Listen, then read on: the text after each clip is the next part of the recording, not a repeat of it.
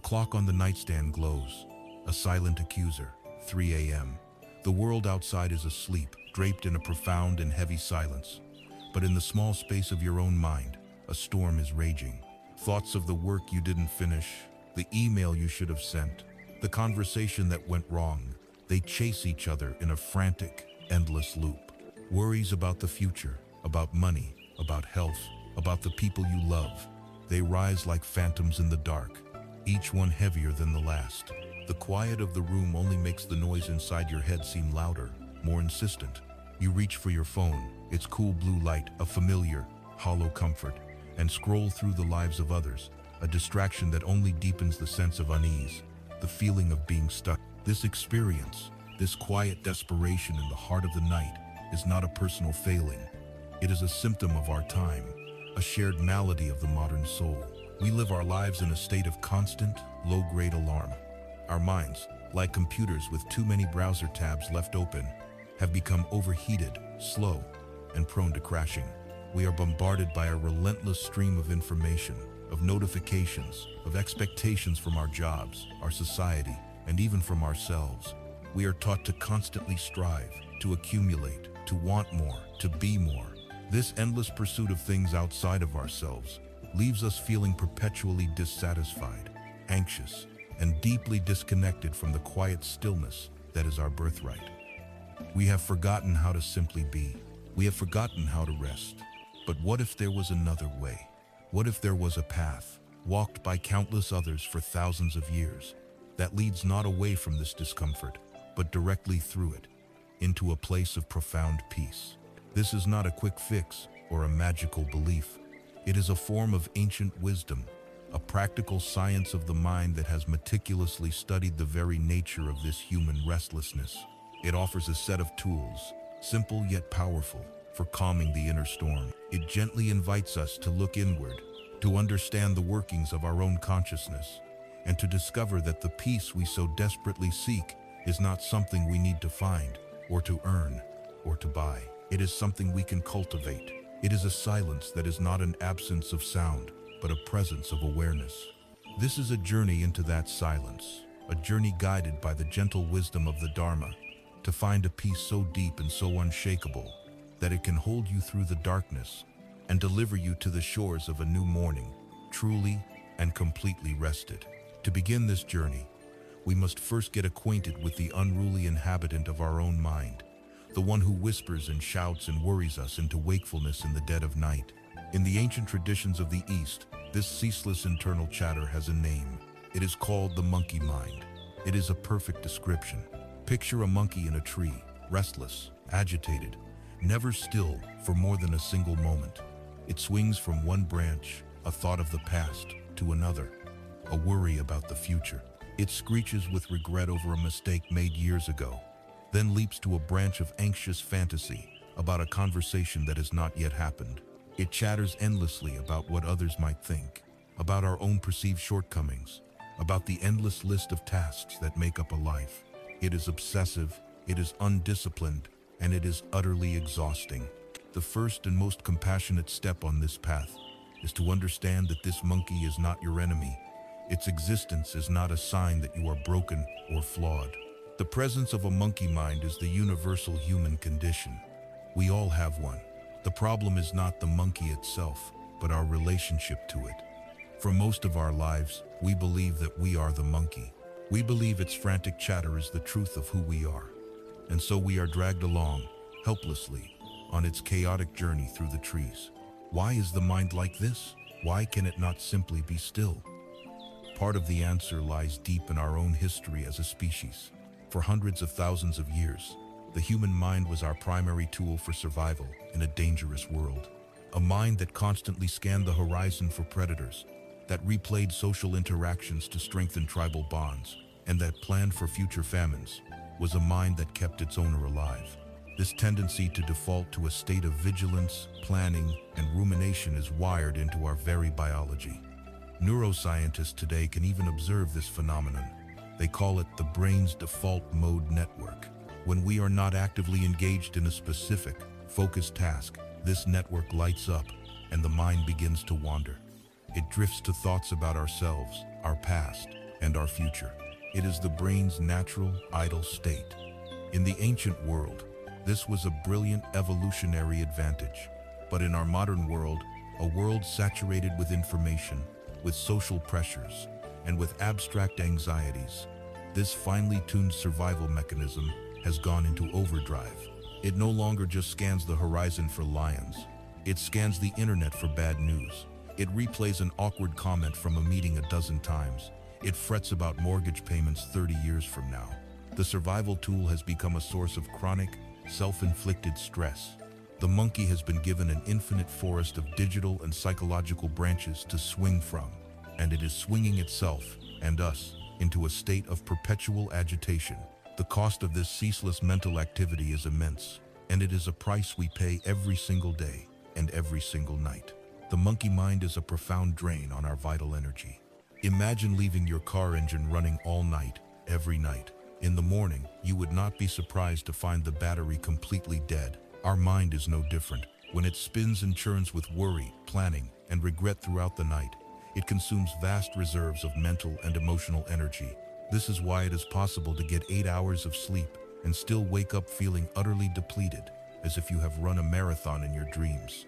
The body may have been lying still, but the mind has been in a state of frantic activity. This mental exhaustion inevitably spills over into our physical being. A mind in a state of constant chatter keeps the body in a subtle but persistent state of fight or flight. Stress hormones like cortisol and adrenaline drip feed into our system, keeping our muscles tensed, our heart rate elevated, and our breathing shallow. We are preparing for a threat that never arrives, a battle that is only being waged within the confines of our own skull. It is impossible for the body to enter a state of deep, restorative rest when the mind is sounding the alarm bell all night long. This is the source of so much of our modern anxiety, the feeling of being perpetually unsafe, of being pursued. We are being pursued, but the pursuer is our own untamed mind. There is an old story that illustrates this predicament perfectly. A young man, tormented by his own restless thoughts, decided he must learn to tame his mind. He saw his mind as a wild monkey, and so he set out to capture it. He ran into the forest and began chasing the monkey, shouting at it to be still, trying to grab its tail as it swung past. But the more he chased, the more frantic and terrified the monkey became. It leaped higher into the trees, screeched louder, and became more agitated than ever before. After hours of this fruitless, exhausting chase, the man collapsed at the foot of a tree, defeated. An old hermit, who had been watching from a distance, approached him. "You will never catch the monkey by chasing it," the hermit said gently. "Your aggression only fuels its fear. Stop chasing." The young man asked. "Then what should I do?" The hermit replied. "Go to the edge of the forest, find a comfortable place to sit. Become very still, very quiet. Then, take this beautiful, ripe mango and simply place it on the ground in front of you, and wait." The young man was skeptical, but he had no other options. He did as he was told. He sat in silence, controlling his urge to chase. He placed the sweet-smelling fruit on the ground. For a long time, nothing happened. But then, from the high branches, the monkey began to watch him. It saw his stillness. It smelled the inviting fragrance of the mango. Cautiously, slowly, it began to climb down. It moved towards the man, its fear gradually replaced by curiosity. Eventually, it came and sat peacefully near the man and began to eat the fruit. This simple story holds the entire secret to working with our own monkey mind. The frantic young man is our conscious will, our ego, trying to force the mind into submission through aggression, criticism, and control. The wild monkey is our restless mind, which only becomes more agitated when we fight with it. The exhausting chase is our nightly battle with our own thoughts, our desperate attempts to stop thinking which only make the thoughts louder. The wise hermit is the voice of ancient wisdom, and the act of sitting still, offering a mango, is the practice of mindfulness. It is a radical shift in strategy, from forceful opposition to gentle invitation. It is the beginning of making peace with our own mind. And here we arrive at the most profound and liberating realization of all. You are not the monkey. You are not the endless chatter. You are not the anxiety, the regret, or the fear. You are the one who is aware of it all. You are the sky, and the thoughts are merely the clouds passing through. You are the deep, silent ocean, and the thoughts are merely the waves on the surface. For your entire life, you have been identifying with the waves, tossed and turned by their every movement. The first step toward peace is to realize your true nature as the ocean. The mind's job is to think, just as the heart's job is to beat. We do not get angry at our heart for beating. The problem has never been that the mind thinks. The problem is our unquestioning belief in and identification with every single thought it produces. We become entangled in its stories. We believe its fearful prophecies. We are wounded by its harsh judgments. The first step of the practice, then, is not to silence the monkey. That is impossible, and the attempt will only lead to more frustration. The first step is simply to watch it, to become the curious, patient observer. When you lie in bed tonight and the thoughts begin to spin, try a different approach. Instead of fighting them, instead of believing them, just notice them. Label them gently in your mind. Ah, there is a thought about work. The monkey is on the work branch. There is a worry about money. The monkey is on the future branch. Do this without judgment, without criticism. Do it with a sense of gentle curiosity, perhaps even a sense of humor. In the very moment you do this, you create a tiny sliver of space. In that space, there is freedom. In that space, you are no longer the monkey. You are the wise hermit, sitting peacefully, watching with a compassionate heart. This is the mango. This gentle, non-judgmental awareness is the sweet offering that will, over time, coax your mind to come down from the trees and find its own stillness. This simple act of recognition is the beginning of taming the mind, and the first true step on the path toward a night of deep, abiding peace. From this first step of recognition, we can now begin to explore the very nature of the restlessness the monkey creates, the subtle dissatisfaction that the Buddha called dukkha. Having watched our own monkey mind swinging restlessly through the trees of thought, we must now ask a deeper question. What is the nature of this forest it inhabits? What is the fundamental quality of the experience it reacts to? To answer this, we turn to the cornerstone of the Buddha's teaching, the first of what are called the Four Noble Truths. This first truth is the truth of dukkha.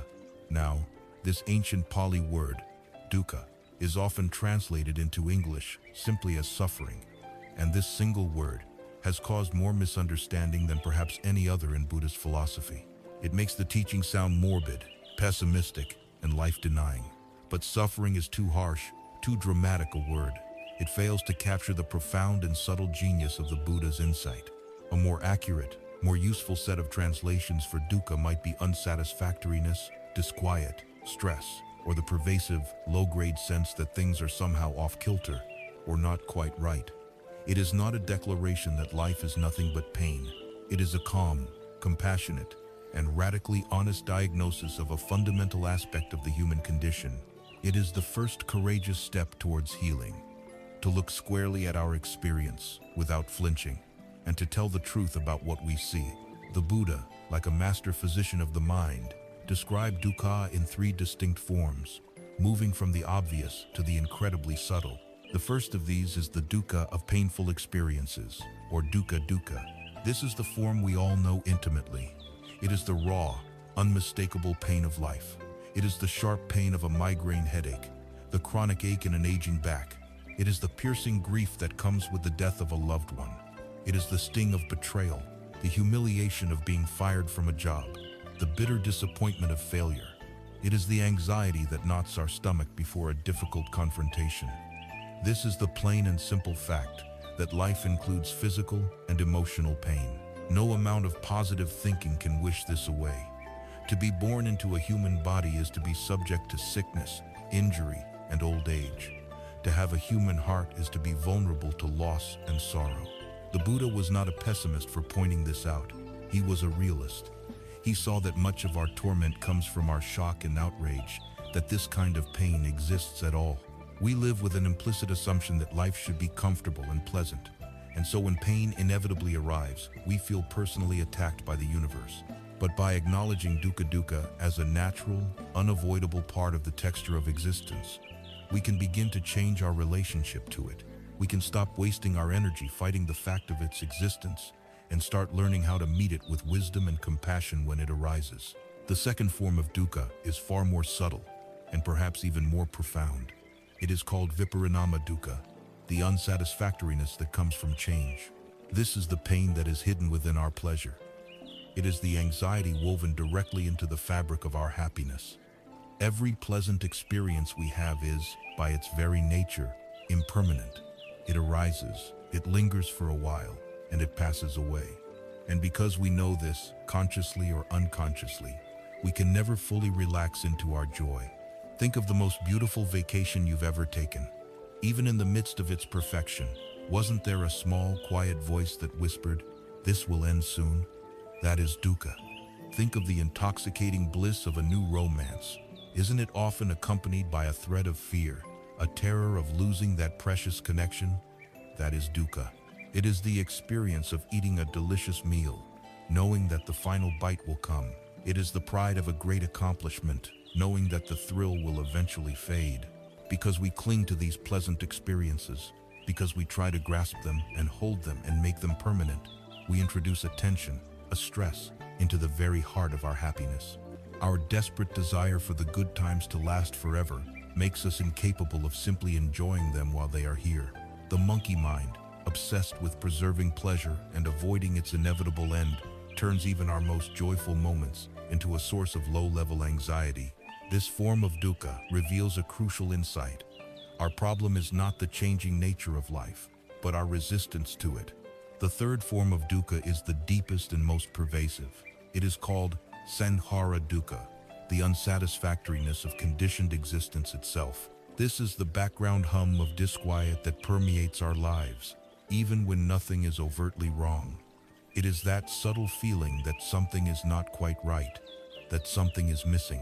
It is the restlessness that makes it hard to sit still, the boredom that makes us reach for our phones to seek distraction. It is the vague, existential angst that can surface in quiet moments. The feeling of, is this all there is? This dukkha arises not from a specific painful event or the loss of a pleasant one, but from the very nature of being a self in the world. Our sense of self, as we saw with the monkey mind, is not a solid, stable entity. It is a constantly shifting, unstable composite of body, feelings, perceptions, mental formations, and consciousness. It is a process, not a thing.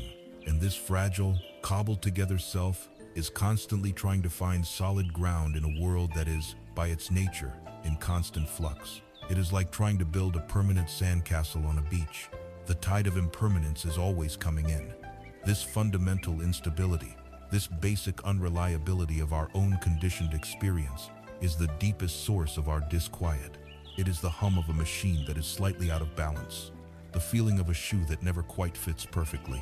It is the ultimate reason why no amount of success, wealth, or pleasure can ever bring us a final, lasting satisfaction. To illustrate how we compound this inherent unsatisfactoriness, the Buddha told a powerful story. He said that a person in the world is like a man shot by an arrow. The simple, painful fact of being pierced by the arrow is the first level of suffering, the dukkha of life. It happens. But then, this man, instead of immediately pulling the arrow out, begins to wail and lament. He cries, "Why me? Why did this have to happen to me? Who shot this arrow? This is so unfair. I can't bear this pain." This reaction, the Buddha said, is like shooting a second arrow into yourself, right next to the first one. The pain of the second arrow, the arrow of resistance, of rumination, of self-pity, of outrage is far greater than the pain of the first. It is entirely self-inflicted. The first arrow is the unavoidable dukkha of life sickness, loss, and change. The second arrow is our mental and emotional reaction to it. The entire practice of this path is not about learning to avoid the first arrow, for that is often impossible. The practice is about learning to stop shooting the second arrow into ourselves.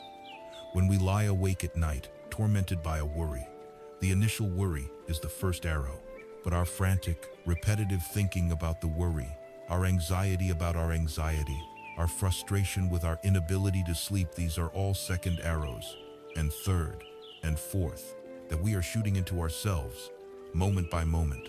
Understanding this truth of dukkha, therefore, is not an act of pessimism. It is the opposite. It is an act of supreme courage and radical self-compassion. Imagine going to a doctor with a serious illness. A good doctor does not pat you on the back and say, "Don't worry, everything is fine." A good doctor conducts a thorough examination and gives you a clear, honest diagnosis. That diagnosis might be difficult to hear, but it is the absolutely essential first step toward a cure. Without the diagnosis, there can be no treatment. In looking at dukkha in its three forms, we are simply making an honest diagnosis of our condition. We are acknowledging the reality of the first arrow. We are recognizing our own habit of shooting the second. We are stopping, finally, to feel the wound, so that we may finally begin to heal it. We are not turning away from life. We are turning towards it, with more clarity and wisdom than ever before. We have identified the restless nature of the monkey, and now we have acknowledged the fundamental nature of the terrain it roams. The next noble truth, the next logical question is this: what causes this? What is the root of this deep unsatisfactoriness? That is the question we will turn to next. We have sat with the diagnosis, the courageous and clear-eyed acknowledgement of dukkha, that pervasive sense of unsatisfactoriness that hums beneath the surface of our lives. A skilled physician, having identified an illness, does not stop there. The next vital step is to uncover its cause. If dukkha is the fever, the ache, the dis-ease of the spirit, then what is the virus that gives it life? The Buddha, in his second noble truth, gives a clear and unequivocal answer. The root cause of our disquiet, the origin of all our self-inflicted suffering, can be summarized in a single, powerful word: tanha. This Pali word is often translated as desire, but like dukkha, this translation is too simple, too broad. Tanha is not the gentle wish for a sunny day or the wholesome aspiration to be a kinder person. Tanha is a thirst. It is a craving. It is a deep, primal, compulsive grasping and clinging that arises from a fundamental feeling of lack. It is the engine of the monkey mind, the fuel for its frantic swinging. It is the force within us that is never content with what is and is always grasping for what is not. This thirst, in all its forms, is the architect of our own prisons. To truly understand its power, we must see that this thirst is not a single entity, but a creature with three distinct faces, each one driving us in its own unique way. The first, and most familiar, is kama tanha, the thirst for sense pleasures. This is the craving for the sweet taste, the beautiful sight, the pleasant sound, the alluring scent, the comforting touch. It is the desperate longing for the next delicious meal, the next captivating movie, the next new piece of clothing, the next hit of pleasure that stimulates our senses. In our modern world, this is the form of tanha that is most celebrated and most aggressively promoted. We are told that happiness is just one purchase, one experience, one sensation away. The problem, the Buddha saw, is not the pleasure itself. A beautiful sunset is beautiful. A good meal is a gift. The problem is the thirst, the addictive, insatiable quality of the craving. The pleasure is fleeting, and so the moment it fades, the thirst returns, often stronger than before, demanding the next fix. It is a cycle that promises fulfillment but only delivers deeper longing. The second face of this thirst is more subtle, and it strikes at the very heart of our identity. It is bhava tanha, the thirst for becoming, the craving for existence. This is the deep, ego-driven need to be someone, to carve out a solid and impressive identity in the world. It is the craving to be seen as successful, intelligent, attractive, or even spiritual. It is the relentless ambition that is fueled not by a love for the work, but by a fear of being a nobody. It is the desperate need to be liked, to be loved, to accumulate followers and friends, and positive feedback to confirm that we, as a self, are real and valuable. This thirst for becoming also manifests as the deep craving for life to continue, for our story to go on forever, and our profound terror of it ending.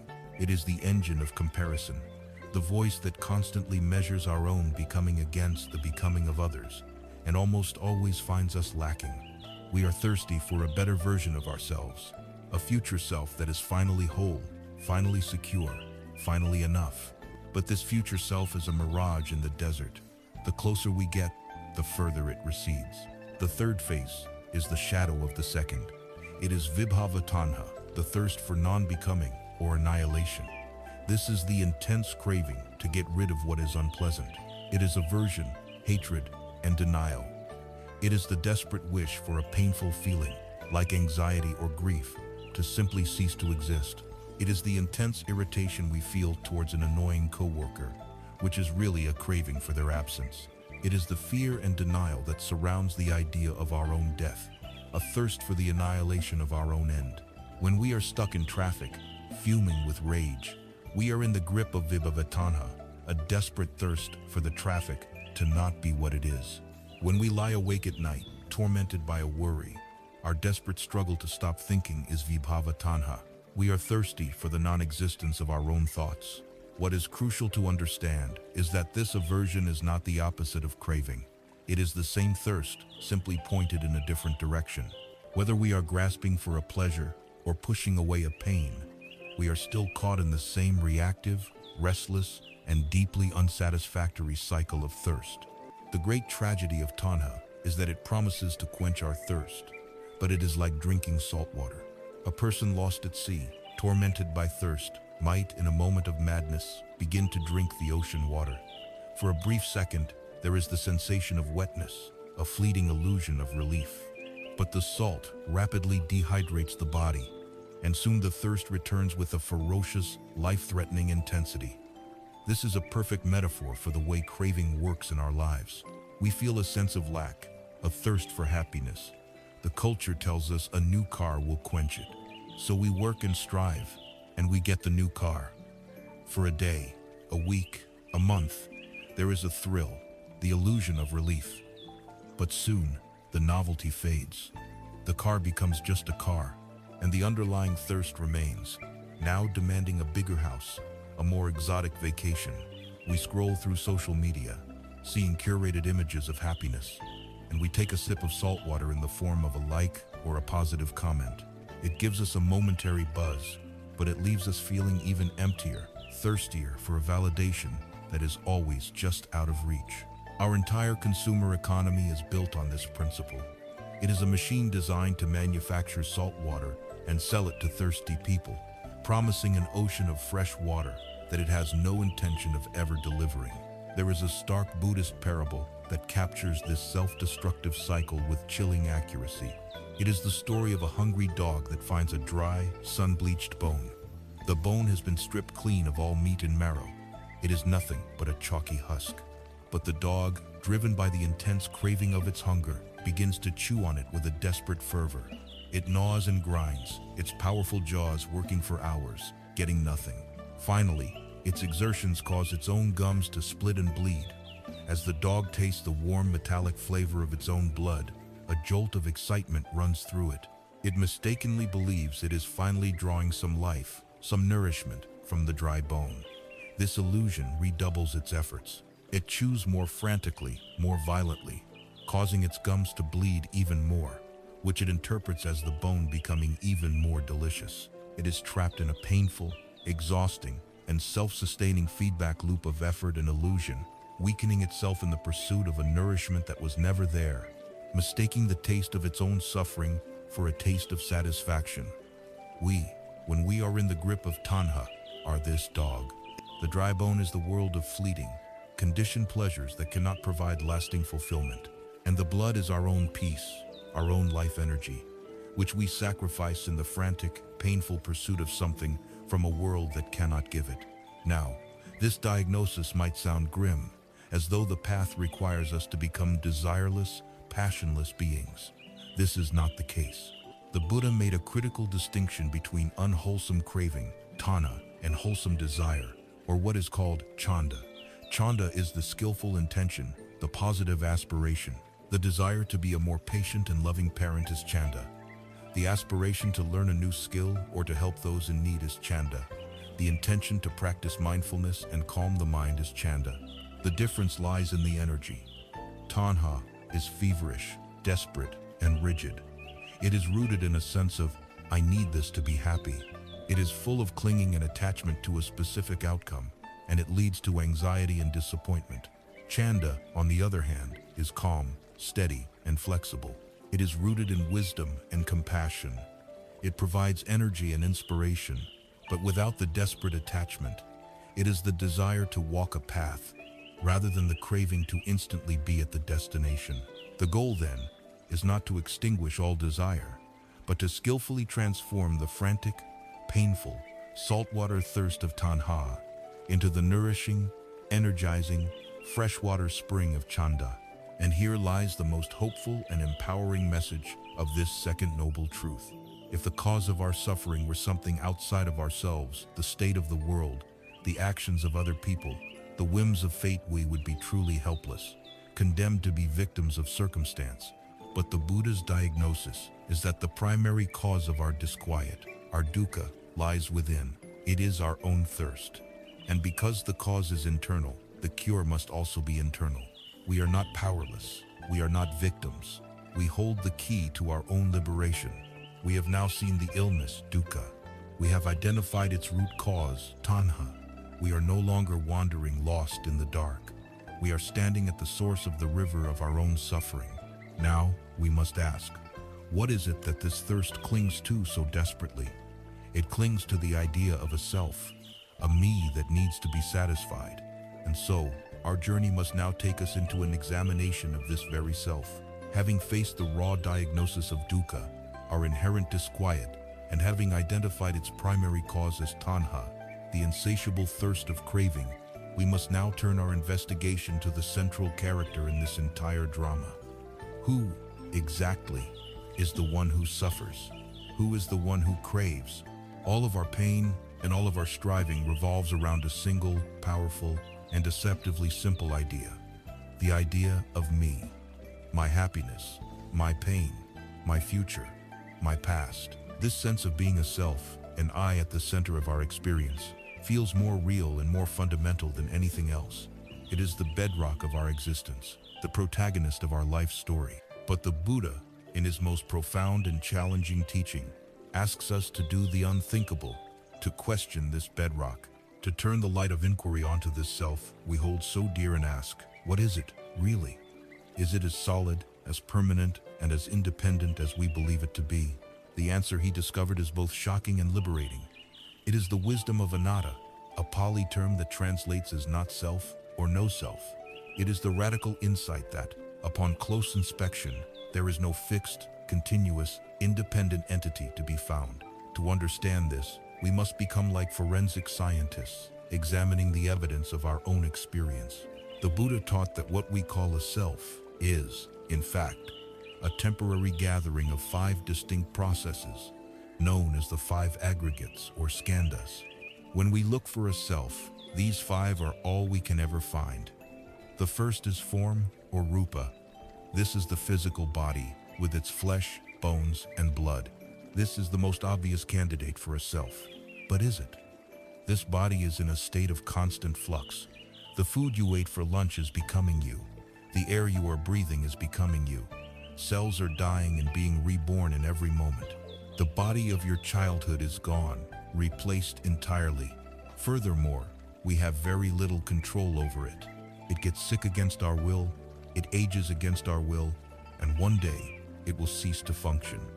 It is made entirely of not-me elements, like sunlight, water, and earth. So, if the body is constantly changing and beyond our ultimate control, how can it be a permanent, stable self?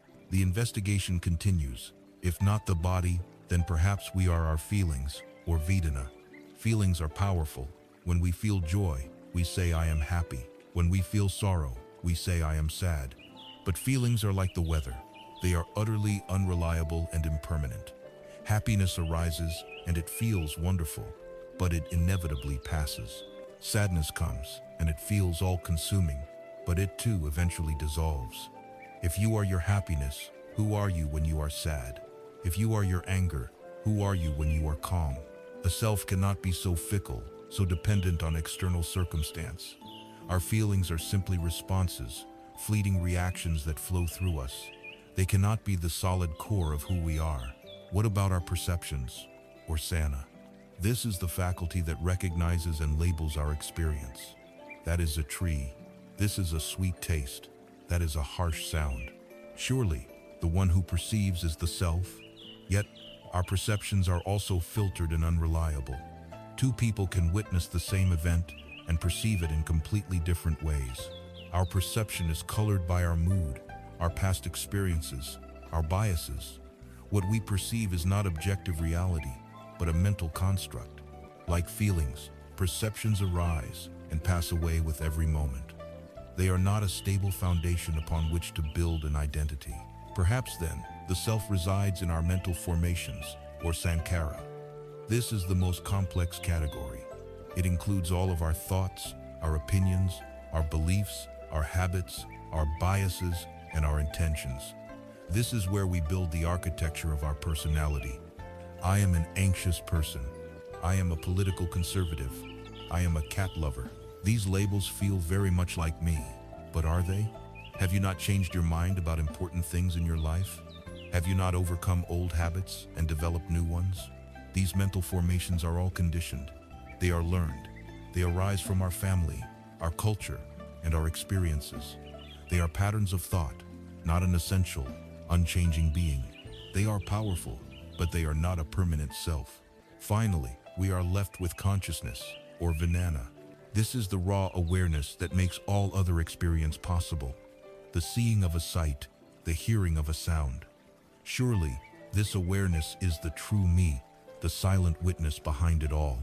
But Buddhist analysis is relentlessly precise. It explains that consciousness is not a monolithic background screen. It is also a conditioned process. Eye consciousness arises only when an eye and a form come together. Ear consciousness arises only when an ear and a sound come together.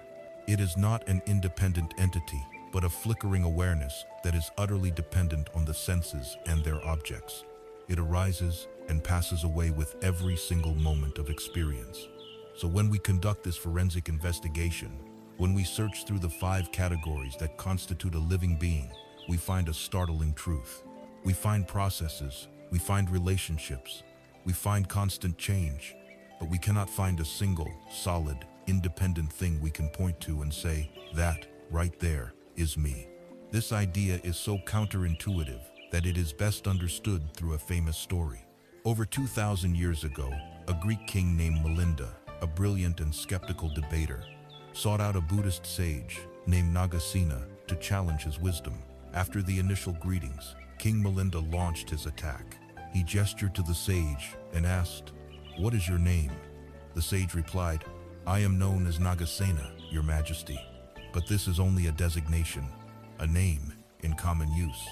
For in the ultimate sense, there is no permanent person to be found here." The king, delighted, saw an opening. "A brilliant answer," he declared. "If there is no person, then who is it that wears these robes? Who eats your food? Who is it that I am speaking to?" He then turned the sage's logic against him, gesturing to the chariot that Nagasena had arrived in. "Venerable sir, did you walk here, or did you arrive in a chariot?" "I arrived in a chariot," said Nagasena. "Excellent," said the king. "Then show me the chariot. Is the pole the chariot? Are the wheels the chariot? Is the axle, the frame, the reins, the yoke here, any of these things the chariot?" To each question, Nagasena calmly answered, "No, your majesty." The king pressed his advantage. "Then is the chariot all of these parts combined?" "No, your majesty." "Then is the chariot something else? Something outside of these parts?" "No, your majesty." The king laughed in triumph. "Then, venerable sir, you have lied. You said you arrived in a chariot, but you cannot show me what a chariot is. The word chariot is a meaningless sound." At this moment, Nagasena, the sage, gently took control of the conversation. "Your majesty, you are a great king. You were raised in luxury. How did you arrive here today? Did you walk?" "No, sir," said the king. "I came in a chariot." "Indeed," said Nagasena. "And if you say you came in a chariot, what is this chariot? Is it the wheels, the axle, the frame?" He turned the king's own questions back on him. The king was forced to admit that the chariot was neither any single part, nor the sum of its parts, nor something outside of its parts. Nagasena then delivered the final, clarifying insight. "Chariot, your majesty, is but a name, a convenient label, a designation that we use when all of these parts are assembled in a particular way. In the ultimate sense, there is no chariot. There are only the constituent parts." He then looked at the king with compassion. In the very same way, Nagasena is but a name we use when this body, these feelings, these perceptions, these mental formations, and this consciousness are assembled in this particular way. In the ultimate sense, there is no permanent person here. There are only these five ever-changing aggregates, arising and passing away in a ceaseless flow. This understanding of anatta is the key that unlocks the prison of suffering. Why? Because almost all of our fear and craving is born from the project of protecting and promoting this imaginary, solid self. If there is a precious me, then it can be threatened, and so we live in fear. We fear criticism because it wounds our ego. We fear failure because it diminishes our sense of identity. And we have the ultimate fear, the terror of death, because we believe it means the annihilation of this precious me. If there is a solid me, we must constantly polish it, defend it, and compare it to others, giving rise to pride, jealousy, greed, and hatred. The entire exhausting project of our life becomes about satisfying the endless thirst of a phantom. To understand anatta is not to be annihilated. It is not a nihilistic denial of life. It is the opposite. It is a great unburdening. The body, the feelings, the thoughts all continue, but we stop clinging to them as me and mine. An angry thought arises, and instead of the painful story "I am an angry person," the experience becomes, there is anger arising in this moment. A failure occurs, and instead of the devastating conclusion "I am a failure," the observation is, this attempt did not succeed. A space opens up. A lightness enters. The heavy, fragile statue of the self, which we have spent our entire lives carrying and protecting, can finally be set down. In that moment of letting go, we do not lose ourselves. We find a freedom we never knew was possible. This profound insight into the fluid, empty nature of the self, when combined with the truth of relentless change, forms the very core of wisdom. It is to this truth, the truth of impermanence, that we must now turn. Having journeyed into the very heart of what we call a self, we discovered not a solid, unchanging statue, but a flowing river of thoughts, feelings, and sensations. We found no fixed entity, the wisdom of anatta, no self. This discovery of our own fluid nature is but a single reflection of a much larger, universal truth. It is the second great seal of existence, a law as fundamental as gravity, yet one we spend our entire lives trying to deny. This is the truth of anicca, the Pali word for impermanence. It is the simple, yet earth-shattering, declaration that everything changes.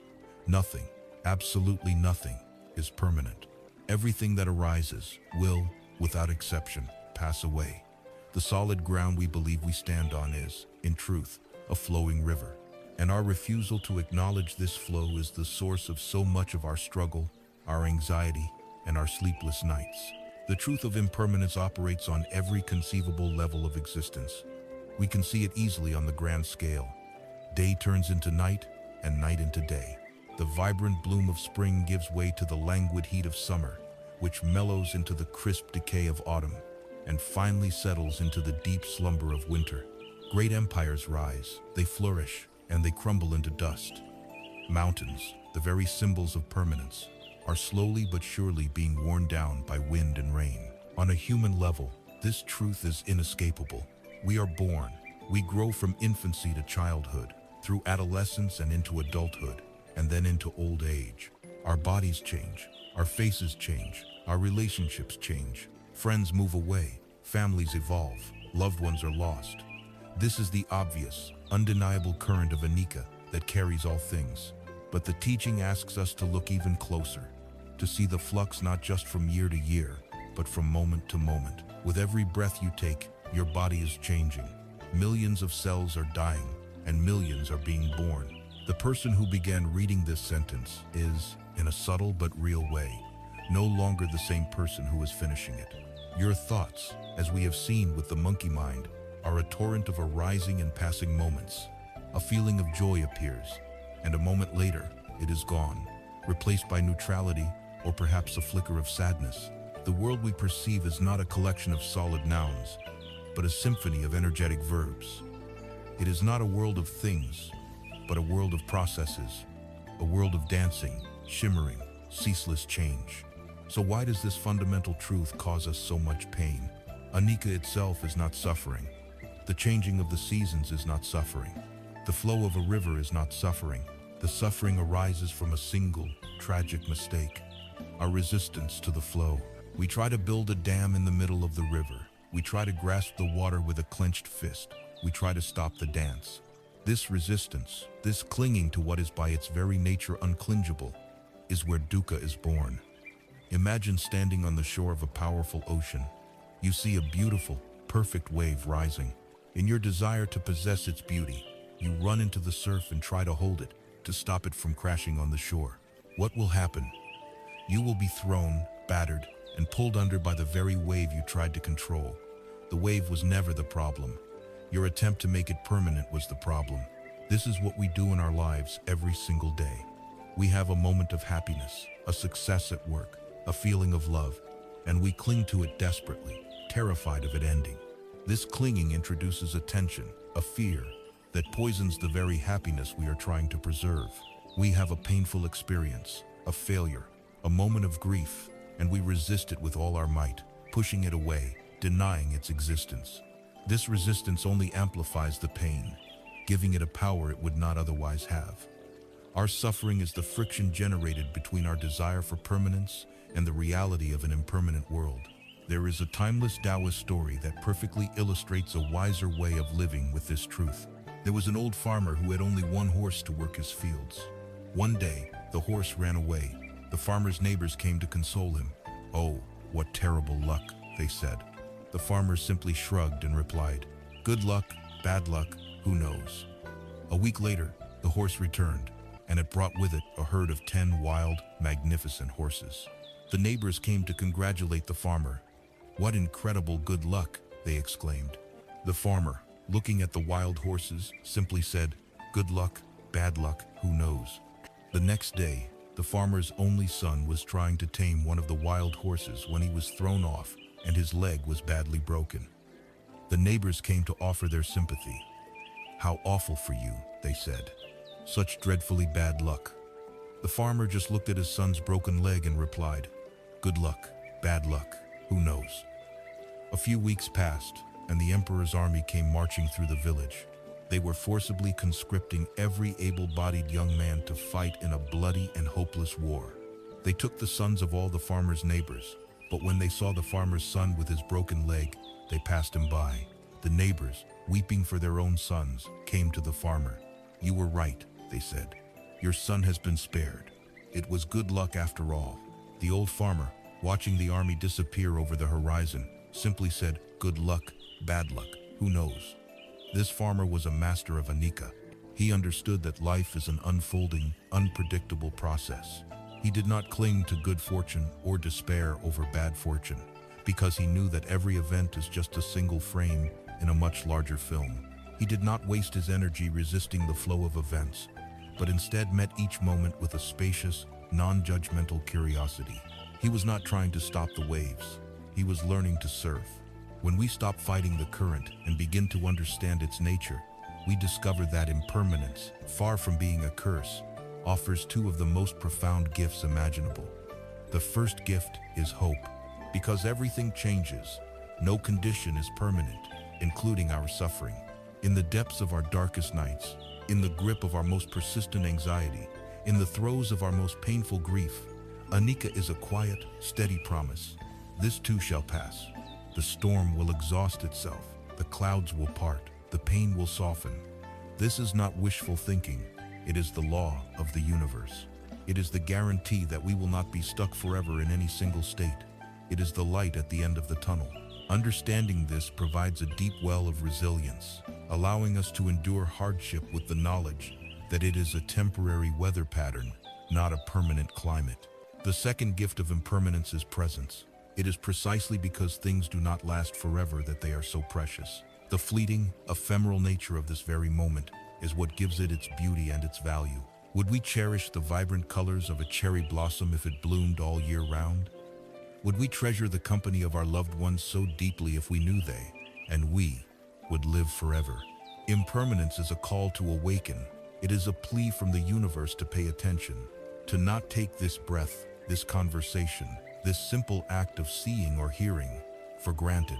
It urges us to love more fully, to forgive more easily, and to experience our lives more deeply, because this moment, right now, in its unique and unrepeatable configuration, will never come again. It is the ultimate cure for procrastination and complacency. It tells us that the time to live is not tomorrow or next year, but right now. The teachings on Anicca and Anatta are not two separate ideas. They are two sides of a single gleaming coin. They illuminate each other. The reason we cannot find a solid, permanent self, Anatta, is precisely because the components of that so-called self are subject to the relentless law of change, Anicca. There is no static thing because everything is an energetic process. There is no permanent being because there is only ceaseless becoming. Understanding this is not an intellectual exercise.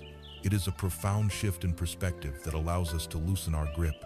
We stop trying to hold on to the water of the river and instead learn to float. We let go of the exhausting project of defending a phantom self and resisting an unstoppable flow. We stop fighting with reality. And in that surrender, in that graceful alignment with the way things truly are, we do not find defeat. We find a deep and abiding peace, a stability that is not dependent on things staying the same, but on our ability to dance with the change. Our journey now leads us to the practical question of how. How do we anchor ourselves in this dance? The answer lies in the only place that is ever truly real, the present moment. Having deconstructed the very notion of a solid self and witnessed the universal law of impermanence, we arrive at a critical juncture. We have seen that the self is a flowing process, Anatta, and that the world it inhabits is a ceaseless dance of change, Anicca. This can feel deeply unsettling, as if the ground beneath our feet has been removed. If there is no solid me and no permanent world, where can we possibly find stability, peace, or refuge? The answer is at once profoundly simple and radically transformative. The only place that life truly exists, the only ground there is the present moment. Yet it is the one place we are almost never to be found. Our minds, by habit, have become expert time travelers, spending nearly all their energy living in two realms that do not exist, the past and the future. Our predicament is that we are chronically absent from the only life we will ever have. Let us first explore the haunted landscape of the past, the place where so many of us choose to live. The past is not a real place. It exists only as a collection of memories, and memory is not a perfect video recording of what happened. It is a creative, reconstructive process happening right now. Every time you recall a past event, your present mood, beliefs, and biases color and edit that memory. The past you are living in is not even the real past. It is a story, a ghost, that you are reanimating in the present moment. This ghostly realm is populated by two particularly tormenting specters. The first is the ghost of regret. This is the ghost that whispers, if only I had taken that job, if only I hadn't said that hurtful thing, if only I had made a different choice. To live with regret is to drive your life forward while looking exclusively in the rearview mirror. A crash is not only likely, it is inevitable. The energy that could be used to navigate the road ahead is completely consumed by replaying a journey that is already over.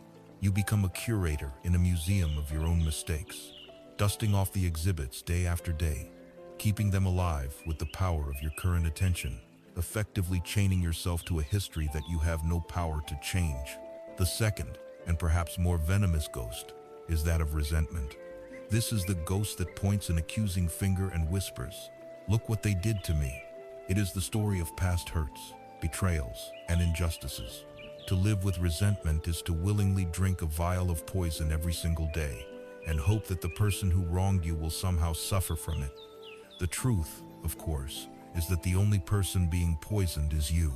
The person who hurt you may be long gone. They may be living their life without a single thought of you, but in the private theater of your mind, you are giving them free rent and allowing them to harm you again and again and again.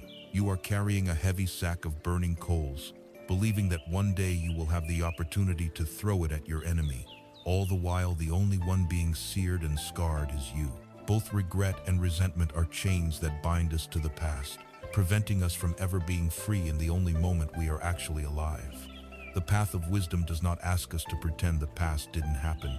It asks us to learn from it, to extract its lessons with clarity, and then to do the bravest thing of all, to let it go.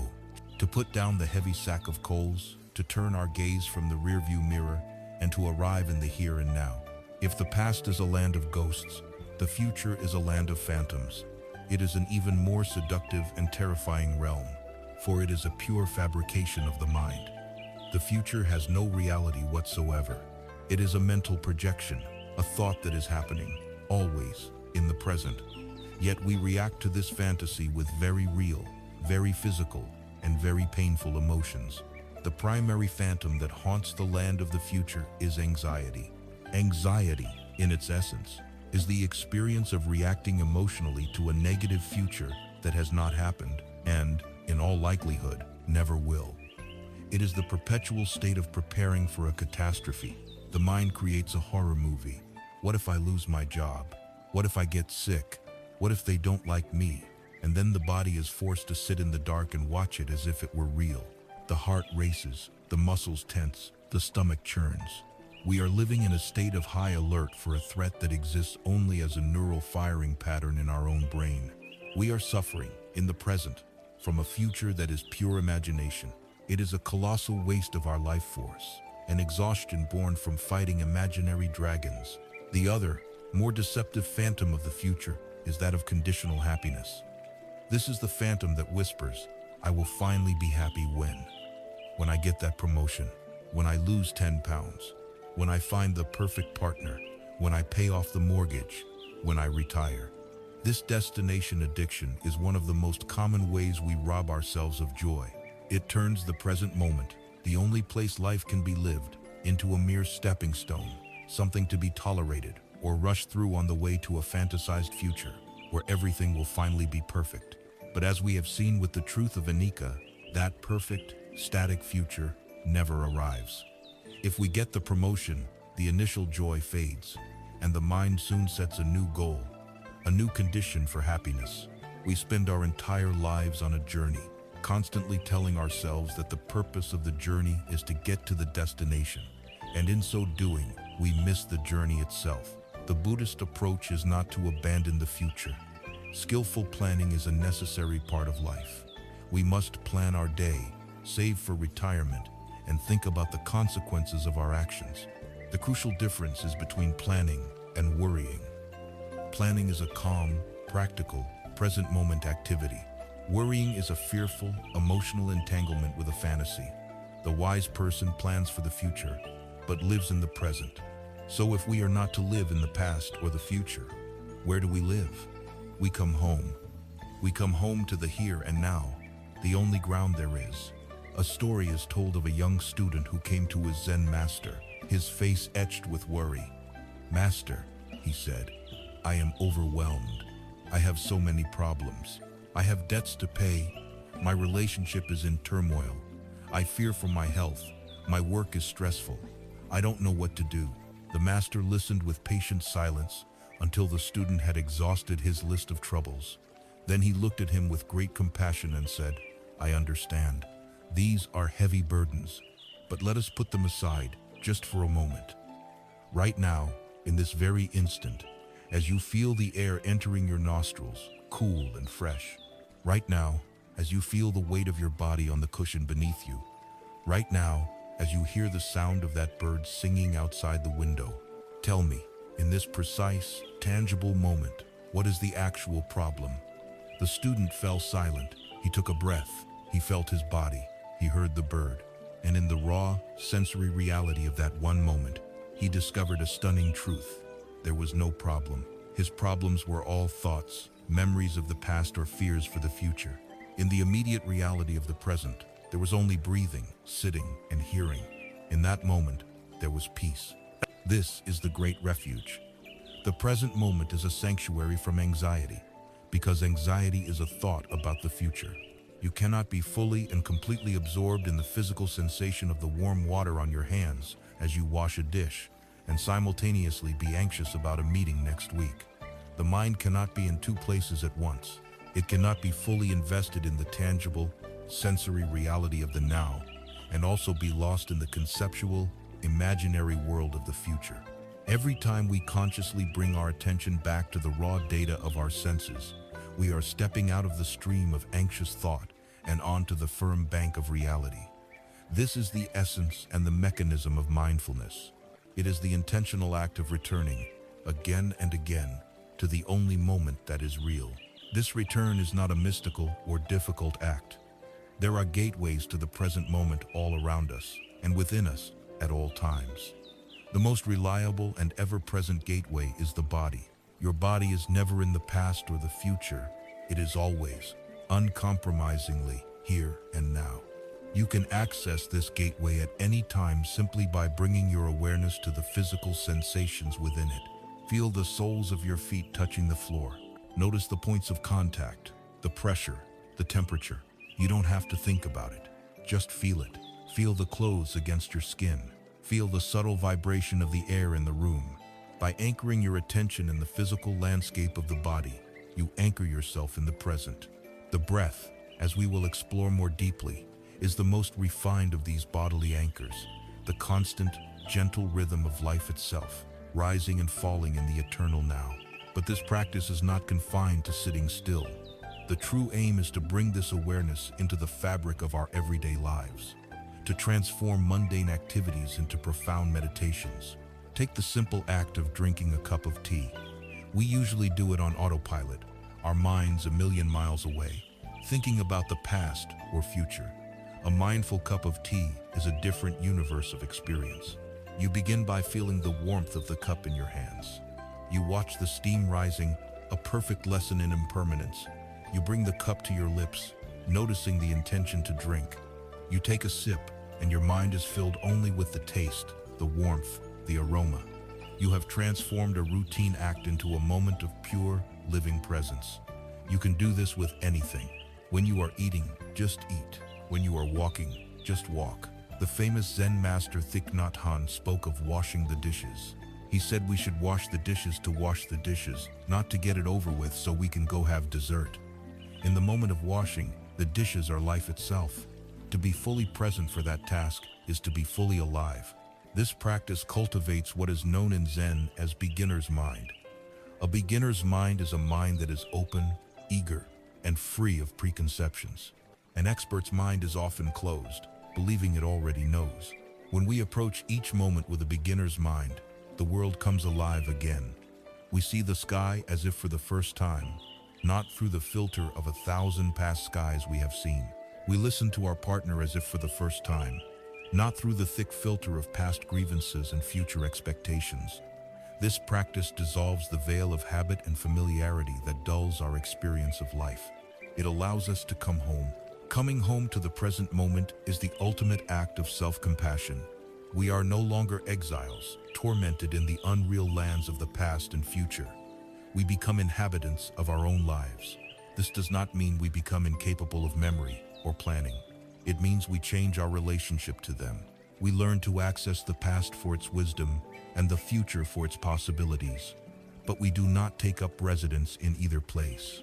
Our home address, our center of gravity, becomes the here and now. Peace is not found by finally solving all the problems of the past and wrestling all the fears of the future into submission. That is an impossible task. Peace is found by arriving so completely in this present moment that the conceptual problems of past and future temporarily dissolve in the face of what is real. The greatest power we will ever have is the power to decide where to place our attention. By learning to gently, persistently, and kindly place it here, in the unfolding miracle of the now, we do not just get through our lives. We learn, finally, how to live them. To do this consistently, we need a reliable anchor, a tool that is with us always. That tool is the breath. We have now arrived at the threshold of practice. We have seen that our true home is the present moment, a place free from the ghosts of the past and the phantoms of the future. But acknowledging this truth and being able to live it are two different things. The mind, conditioned by years of habit, is a powerful time traveler. It is a restless ship on a vast and stormy ocean, constantly pulled by the currents of thought, pushed by the winds of emotion. To find our way back to the harbor of the here and now, especially when the waters are choppy, we need an anchor. We need a tool that is simple, reliable, utterly portable, and always available to us in any circumstance. That perfect anchor exists. It is your own breath. The breath is the most intimate, fundamental rhythm of life, our constant companion from the moment we are born to the moment we die. It requires no special equipment, no particular philosophy, no specific place. It is simply here. And by learning to rest our attention upon it, we learn the profound and simple art of coming home. Why is the breath such a perfect and powerful tool? Firstly, it is always in the present. You cannot take a breath that is in the past. You cannot inhale a breath that is in the future. To be aware of your breathing is, by definition, to be in the present moment. It instantly yanks you out of the imaginary worlds of memory and projection and lands you squarely in the tangible reality of your own body, right here, right now. Secondly, the breath is a magical bridge between our conscious and unconscious worlds. Most of the day, your breathing happens automatically, controlled by the ancient wisdom of your brainstem. Yet, you can, at any moment, consciously take control. You can hold your breath, you can slow it down, you can speed it up.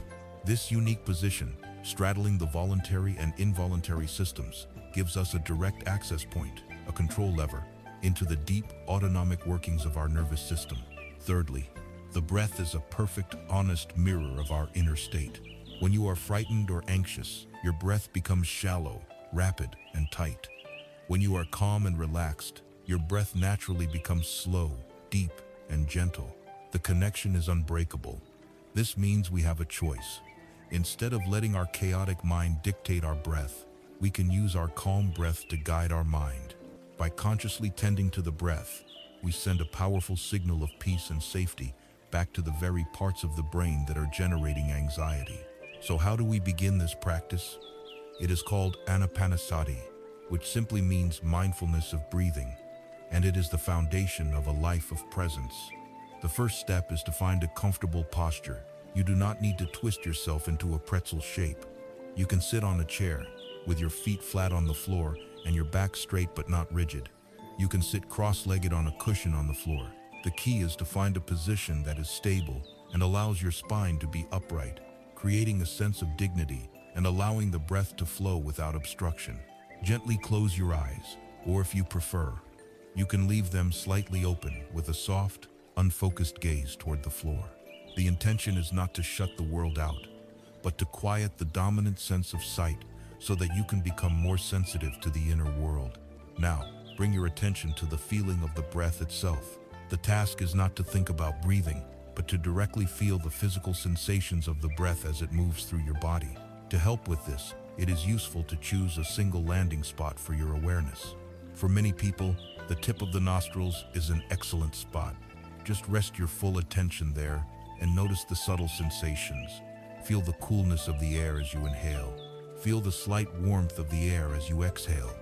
Perhaps you can feel a subtle tickle or vibration. Just rest there as if you were a gatekeeper, simply noticing everyone who comes in and everyone who goes out. Another common landing spot is the abdomen. Place your attention on your belly and feel its gentle rise on the in-breath and its gentle fall on the out-breath. There is no need to exaggerate this movement. Just feel the natural rhythm, like the gentle ebb and flow of the tide. The only instruction is to feel, to be curious, to be intimate with this simple, life-giving process. You are not trying to control the breath. You are not trying to make it deep or slow. You are simply letting the breath be itself, and you are offering it your full, kind, and gentle attention. And now we come to the most important instruction of all, the one that makes this a practice of deep self-compassion. At some point, very soon, your mind will wander. It will be distracted by a sound, an itch, a memory, a plan for dinner, a worry about work. This is not a mistake. This is not a failure. It is simply the nature of the monkey mind to wander. The moment you become aware that your mind has wandered is a moment of pure success. That moment of realizing, oh, I'm no longer with the breath, I'm thinking about my to-do list, is a perfect moment of mindfulness. So what do you do then? You do not get angry or frustrated with yourself. You do not judge yourself as a bad meditator. You simply, gently, and with infinite kindness, acknowledge where the mind has gone, and then you guide it back home to your anchor, back to the feeling of the breath. Think of it like training a small, beloved puppy. If you were teaching a puppy to sit and it kept wandering off, you would not scream at it or punish it. You would simply, patiently, and lovingly pick it up and place it back on the spot, again and again and again. We must treat our own minds with at least this much kindness. Every single time you notice your mind has wandered and you gently bring it back, you are strengthening the muscle of your attention. The wandering is not an interruption to the practice. The gentle return is the practice. In the ancient training manuals for the mind, a powerful analogy is used. The untamed mind is compared to a wild, powerful elephant. This elephant has been roaming freely in the jungle of thoughts its entire life, crashing through the undergrowth of habit, following its every whim. The practice of meditation is like capturing this wild elephant and tying it with a rope of mindful attention to a solid, sturdy stake driven deep into the ground. That stake is the breath. At first, the elephant will be furious. It will strain against the rope, pulling and trumpeting, trying with all its immense power to break free and run back into the familiar jungle. It will struggle for hours, for days, exhausting itself in its resistance to this new confinement. This is what our mind feels like when we first try to meditate. It fights, it pulls, it yearns for its habitual distractions. But if the rope is strong and the stake is firm, the elephant will eventually realize that its struggle is futile. It will calm down.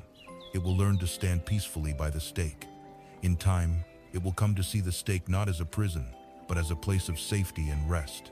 It will feel secure in its presence. In the same way, if we patiently and persistently keep bringing our mind back to the anchor of the breath, it too will eventually cease its struggle. It will learn to settle. It will discover a peace and security in the present moment that it never knew in the chaotic jungle of endless thinking. This practice is not just a psychological exercise. It has profound physiological effects. When you consciously focus on the breath, especially on lengthening the exhalation just slightly, you are stimulating a major nerve in your body called the vagus nerve. This nerve is the superhighway of your parasympathetic nervous system, which is the body's innate system for rest and digest, or as some now call it, calm and connect. Activating this system is the biological antidote to the fight-or-flight stress response. It sends a signal to every cell in your body that you are safe. As a direct result, your heart rate slows down, your blood pressure lowers, your muscles relax, and the production of stress hormones like cortisol is reduced. By simply sitting and paying attention to your breath, you are actively changing your body's chemistry from a state of stress to a state of peace. You are using the anchor of the breath to bring not just your mind, but your entire physical being back home to a state of balance and well-being. This is the simple power you have carried with you your entire life. It is your most loyal friend, your wisest teacher, and your most powerful tool. It is the beginning of creating a true sanctuary within yourself, one breath at a time. We have found our anchor in the gentle, reliable rhythm of the breath, a safe harbor in the endless ocean of the present moment. We have learned the first crucial skill. When the mind wanders away on the currents of thought, we gently and kindly guide it back to this anchor. But as we sit in this harbor, we begin to notice the weather of the mind more clearly. Thoughts, feelings, memories, and sensations continue to arise. A cloud of sadness may drift across our inner sky, followed by a sudden storm of anger, or perhaps the warm sunlight of a happy memory. Our old habit, the habit of a lifetime, is to immediately get caught in this weather. If it rains, we become the rain. If the wind blows, we become the wind. We are so identified with the contents of our mind that we have no space, no freedom, no peace. The next essential art we must learn, then, is how to sit in the harbor and simply watch the weather without being capsized by it. This is the art of observing, not absorbing. It is the wisdom of non-attachment. The most powerful way to understand this is through a simple, profound metaphor.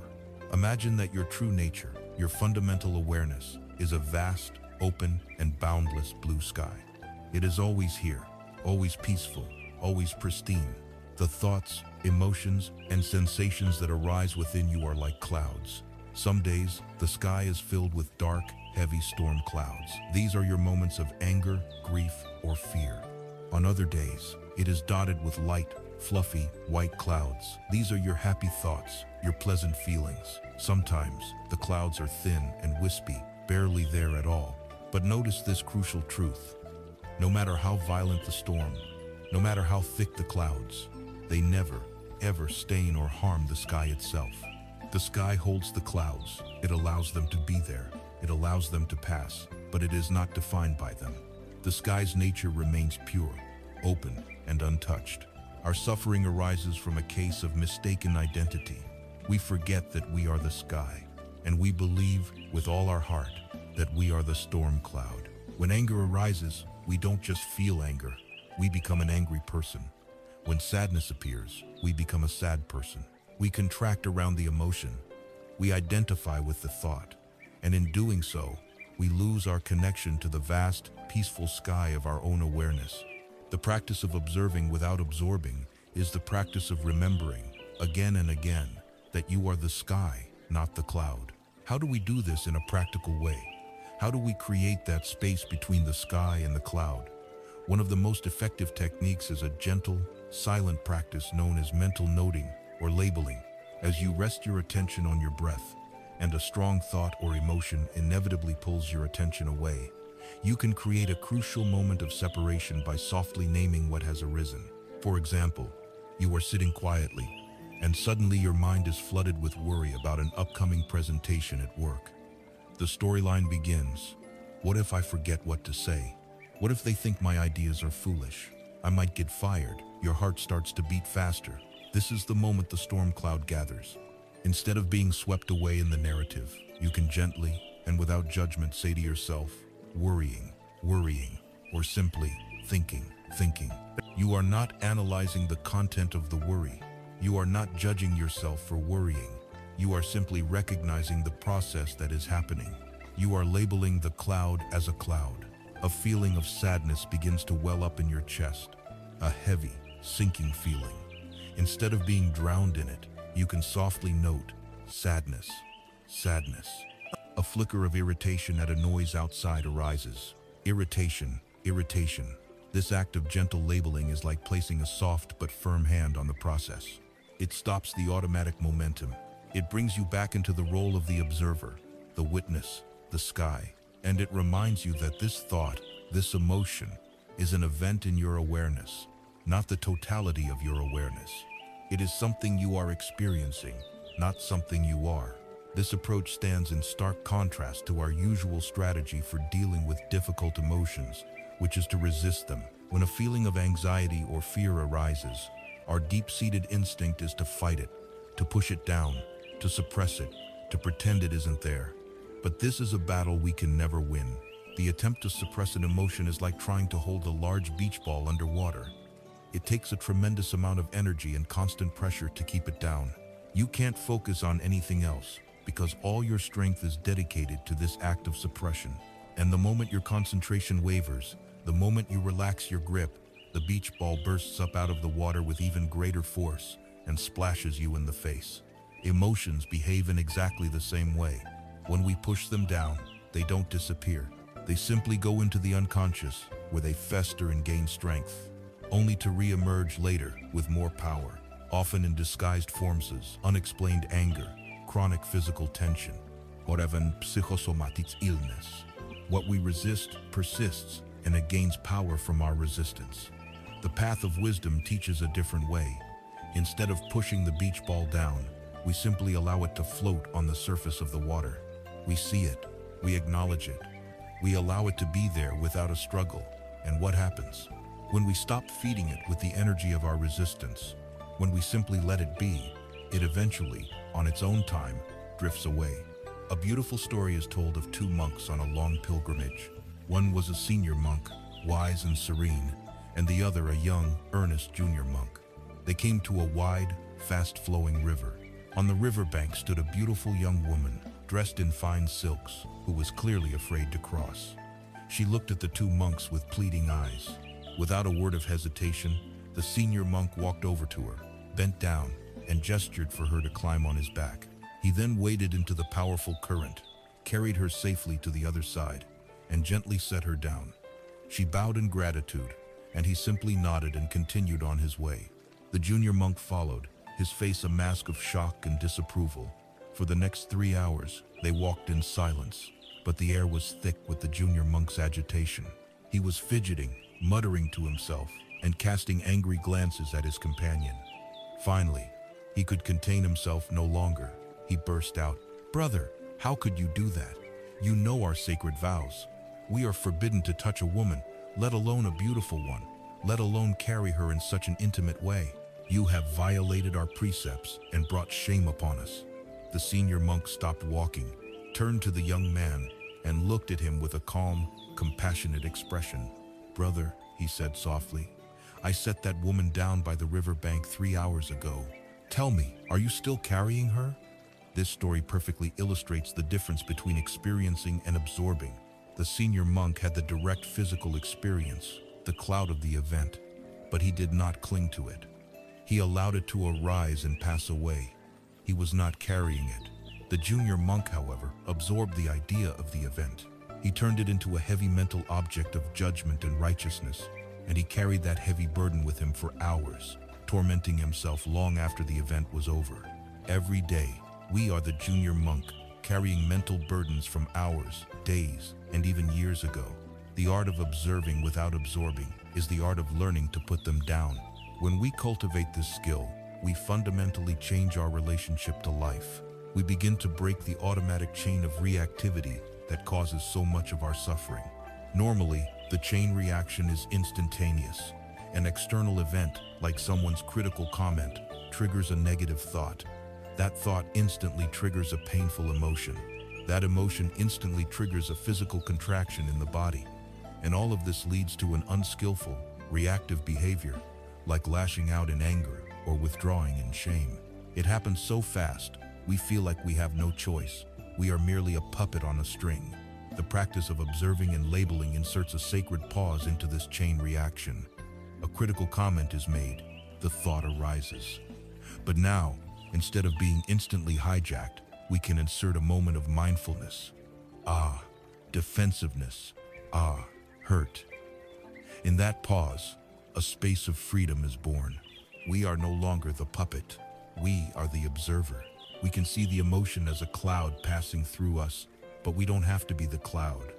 And from that place of spacious awareness, we have a choice.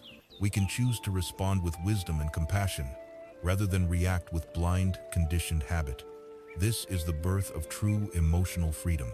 It is the art of meeting the world with an open heart, fully engaged with life in all its messiness and beauty, but no longer being a slave to its fleeting weather. It is the art of finding our home in the sky. Having learned to anchor ourselves in the present with the breath, and having cultivated the spaciousness to observe our thoughts and feelings without being absorbed by them, we arrive at a new and empowering phase of our journey. It is one thing to be the peaceful sky that allows the storm clouds to pass without resistance. This is a profound skill that brings immense freedom, but we must ask, is that all? Are we to remain purely passive observers for the rest of our lives, simply watching whatever weather patterns drift through our minds? The wisdom of this path teaches us that mindfulness has two wings, and for flight, we need both. The first wing is the wing of acceptance, of being with what is. The second, equally important wing, is the wing of cultivation, of wisely and skillfully working with what is. This is not about struggle or force, but about a joyful and creative engagement with our own mind. This is the practice the Buddha called right effort, and its guiding metaphor is one of the most beautiful in all of spiritual life. The mind is a garden. Imagine for a moment that your mind is a plot of land. If you do nothing with it, if you simply neglect it and let nature take its course, what will happen? It will not, on its own, magically sprout fragrant roses, luscious tomatoes, and nourishing herbs. The law of nature is that an untended garden will be swiftly and completely overgrown by weeds, by thorns, by brambles. This is its default state. Our minds are exactly the same. If left to their own untended devices, they will not naturally cultivate peace, clarity, and compassion. They will, by the force of habit and conditioning, be overtaken by the mental weeds of greed, resentment, anxiety, jealousy, and delusion. These are the akusala states, the unskillsome and unwholesome patterns of mind that thrive in the darkness of neglect. For much of our lives, we have been living in this overgrown, untended garden, wondering why we feel so entangled, so scratched and pricked by the thorns of our own thinking. The practice of right effort is the conscious, deliberate, and compassionate decision to become the gardener of your own mind. It is to accept that the health and beauty of this inner landscape is your responsibility and your privilege to cultivate. It is the shift from being a victim of your own mental states to being an empowered caretaker of your inner world. This gardening practice is not a vague or haphazard affair. The Buddha, a master psychologist, laid it out as a clear, four-part strategia gardener's handbook for the mind. The first of these is the effort to prevent unwholesome states from arising. This is the wisest and most proactive form of gardening. A wise gardener knows not to throw handfuls of weed seeds into their carefully prepared soil. In the same way, we can learn to recognize the seeds and conditions that give rise to negative states in our own minds. If you know that spending an hour scrolling through a particular social media feed always leaves you feeling envious and inadequate, the effort of prevention is the conscious choice not to do it. If you know that engaging in gossip always leaves a sour taste of negativity in your mind, the effort of prevention is to wisely restrain your speech. This isn't about restriction, it's about protection. It is the compassionate act of guarding the gates of your senses, of not willingly inviting into your mind the very things that you know will cause you pain. The second part of the strategy is the effort to abandon unwholesome states that have already arisen. Inevitably, despite our best efforts, weeds will sprout. A thought of anger flashes in the mind. A wave of jealousy washes over us. A familiar anxiety begins to constrict our chest. What does the gardener do? They do not ignore the weed, hoping it will go away. Nor do they get enraged at the weed, cursing it for its existence. They simply, calmly, and efficiently pull it out. In our practice, this means that when we notice an unwholesome state has arisen, we first apply the skill we have already learned. We observe it without judgment. Ah, there is anger. But we don't stop there. We then recognize that this state is unskillful, that it is a poison, that watering it with more angry thoughts will only make it grow stronger and choke the life out of our garden. So, we actively abandon it. We gently withdraw our attention from it. We let it go, without a struggle. This is the active weeding of the mind, uprooting the patterns that cause suffering as they appear. The third practice is the most joyful. It is the effort to arouse wholesome states that have not yet arisen. A good gardener does not only weed, they also plant seeds. They consciously introduce into the garden the flowers and vegetables they wish to see grow. In the same way, we can actively introduce wholesome states, or kusala, into our minds. We don't have to wait passively for a feeling of gratitude or kindness to strike us like lightning. We can cultivate it. We can set aside a few moments each day to deliberately reflect on the things we are grateful for. We can read texts that inspire compassion. We can listen to music that brings a sense of peace. We can consciously bring to mind the image of someone we love and actively wish them well. These practices are like sowing the seeds of beautiful flowers.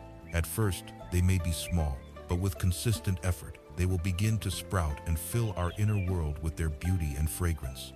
Finally, there is the fourth practice, the effort to maintain and develop wholesome states that have already arisen.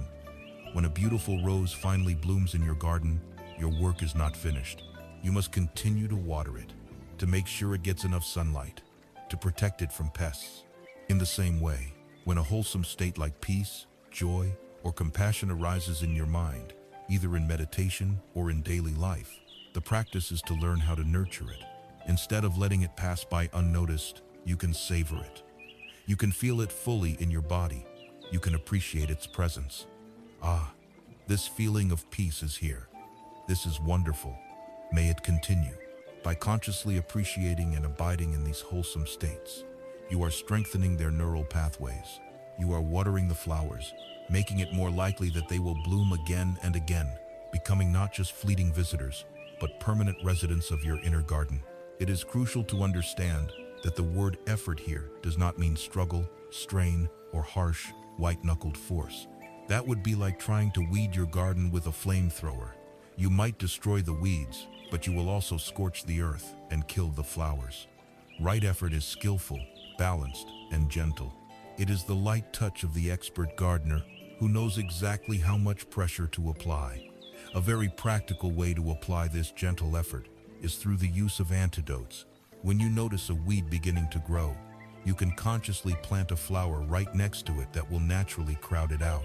For example, you hear of a colleague's great success, and you feel the familiar, thorny weed of jealousy sprout in your mind.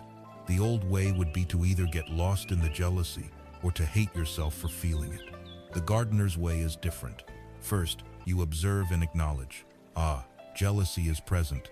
Then, you apply the antidote. You consciously shift your focus. You bring your colleague's happy face to mind. You deliberately think, that is wonderful for them. They have worked hard. May they enjoy their success. May their happiness continue. You are actively cultivating the flower of sympathetic joy, or mudita, which is the direct medicine for the poison of jealousy. You are not fighting the weed. You are simply growing something more beautiful in its place. There is a simple and elegant parable that captures the essence of this practice. Imagine you have a large glass jar filled with muddy, murky water. You want to make it clean. You could try to reach in and scoop out all the mud, but this would be a difficult and messy task that would likely just stir everything up and make the water even murkier.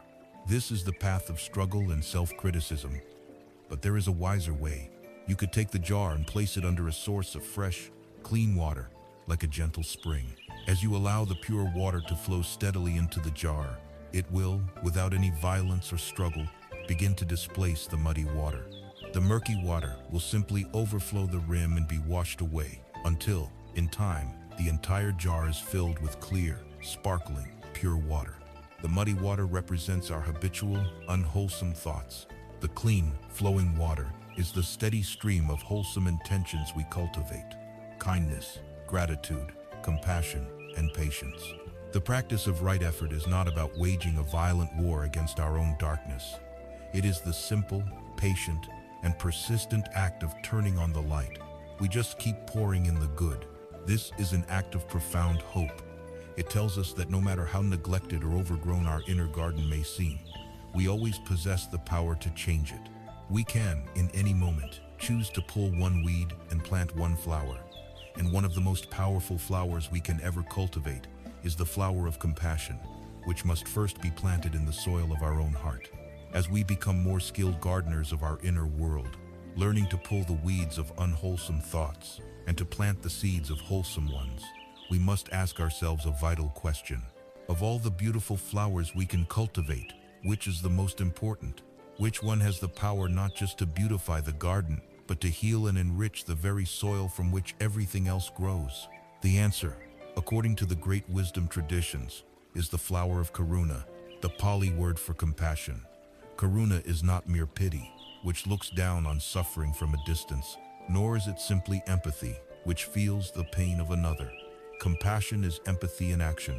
It is the deep, resonant feeling with the suffering of a living being, combined with the active and courageous wish for that suffering to cease. It is the heart's tender response to the reality of pain. And the most challenging, the most resisted, and yet the most profoundly healing place to plant this flower is in the often barren and rocky soil of our own heart. The practice of self-compassion is the beginning of the end of our inner war. To understand the radical nature of this practice, we must first be honest about the great imbalance that exists within most of us. Imagine for a moment that your closest, most beloved friend comes to you in a state of distress. They have made a serious mistake at work, or they have failed at a project they care deeply about. They are filled with shame and self-recrimination. How would you respond to them? Almost certainly, you would respond with kindness. You would put an arm around them. You would listen without judgment. You would say things like, "Don't be so hard on yourself. Everyone makes mistakes. This doesn't define you. You are a good person who tried your best." Your words and your presence would create a space of warmth, acceptance, and healing for your friend. Now, imagine yourself in the exact same situation. You have made the mistake. You have failed. What voice arises in your own mind? For so many of us, it is not the voice of a kind friend. It is the voice of a merciless drill sergeant, a harsh inner critic. "You idiot," it screams. "How could you be so stupid? You always mess things up. You are a complete and total failure. There is something fundamentally wrong with you. This inner critic is our constant companion, a relentless internal aggressor that berates, belittles, and judges our every move. It is the voice of the second arrow, the one we shoot into ourselves over and over again. We would never dream of speaking to someone we love in this way, yet we speak to ourselves with this brutal internal dialogue all day long. This voice is one of the primary sources of our anxiety, our depression, and our feelings of worthlessness. It ensures that no matter what is happening on the outside, the inner landscape is a place of perpetual conflict. The practice of self-compassion is a direct and powerful antidote to this inner tyrant. It is the conscious decision to treat ourselves with the same kindness, care, and concern that we would show to a good friend. This practice can be broken down into 3 essential movements. The first is mindfulness. Before we can be compassionate, we must first acknowledge that we are in pain. We must turn towards our suffering, not away from it. This means pausing and saying to ourselves, "This is a moment of suffering. This hurts. This is really difficult right now." We are not getting lost in the drama of the pain, but we are also not suppressing or ignoring it. We are simply and bravely acknowledging the truth of our present moment experience. The second movement is the recognition of our common humanity. The inner critic thrives on a feeling of isolation.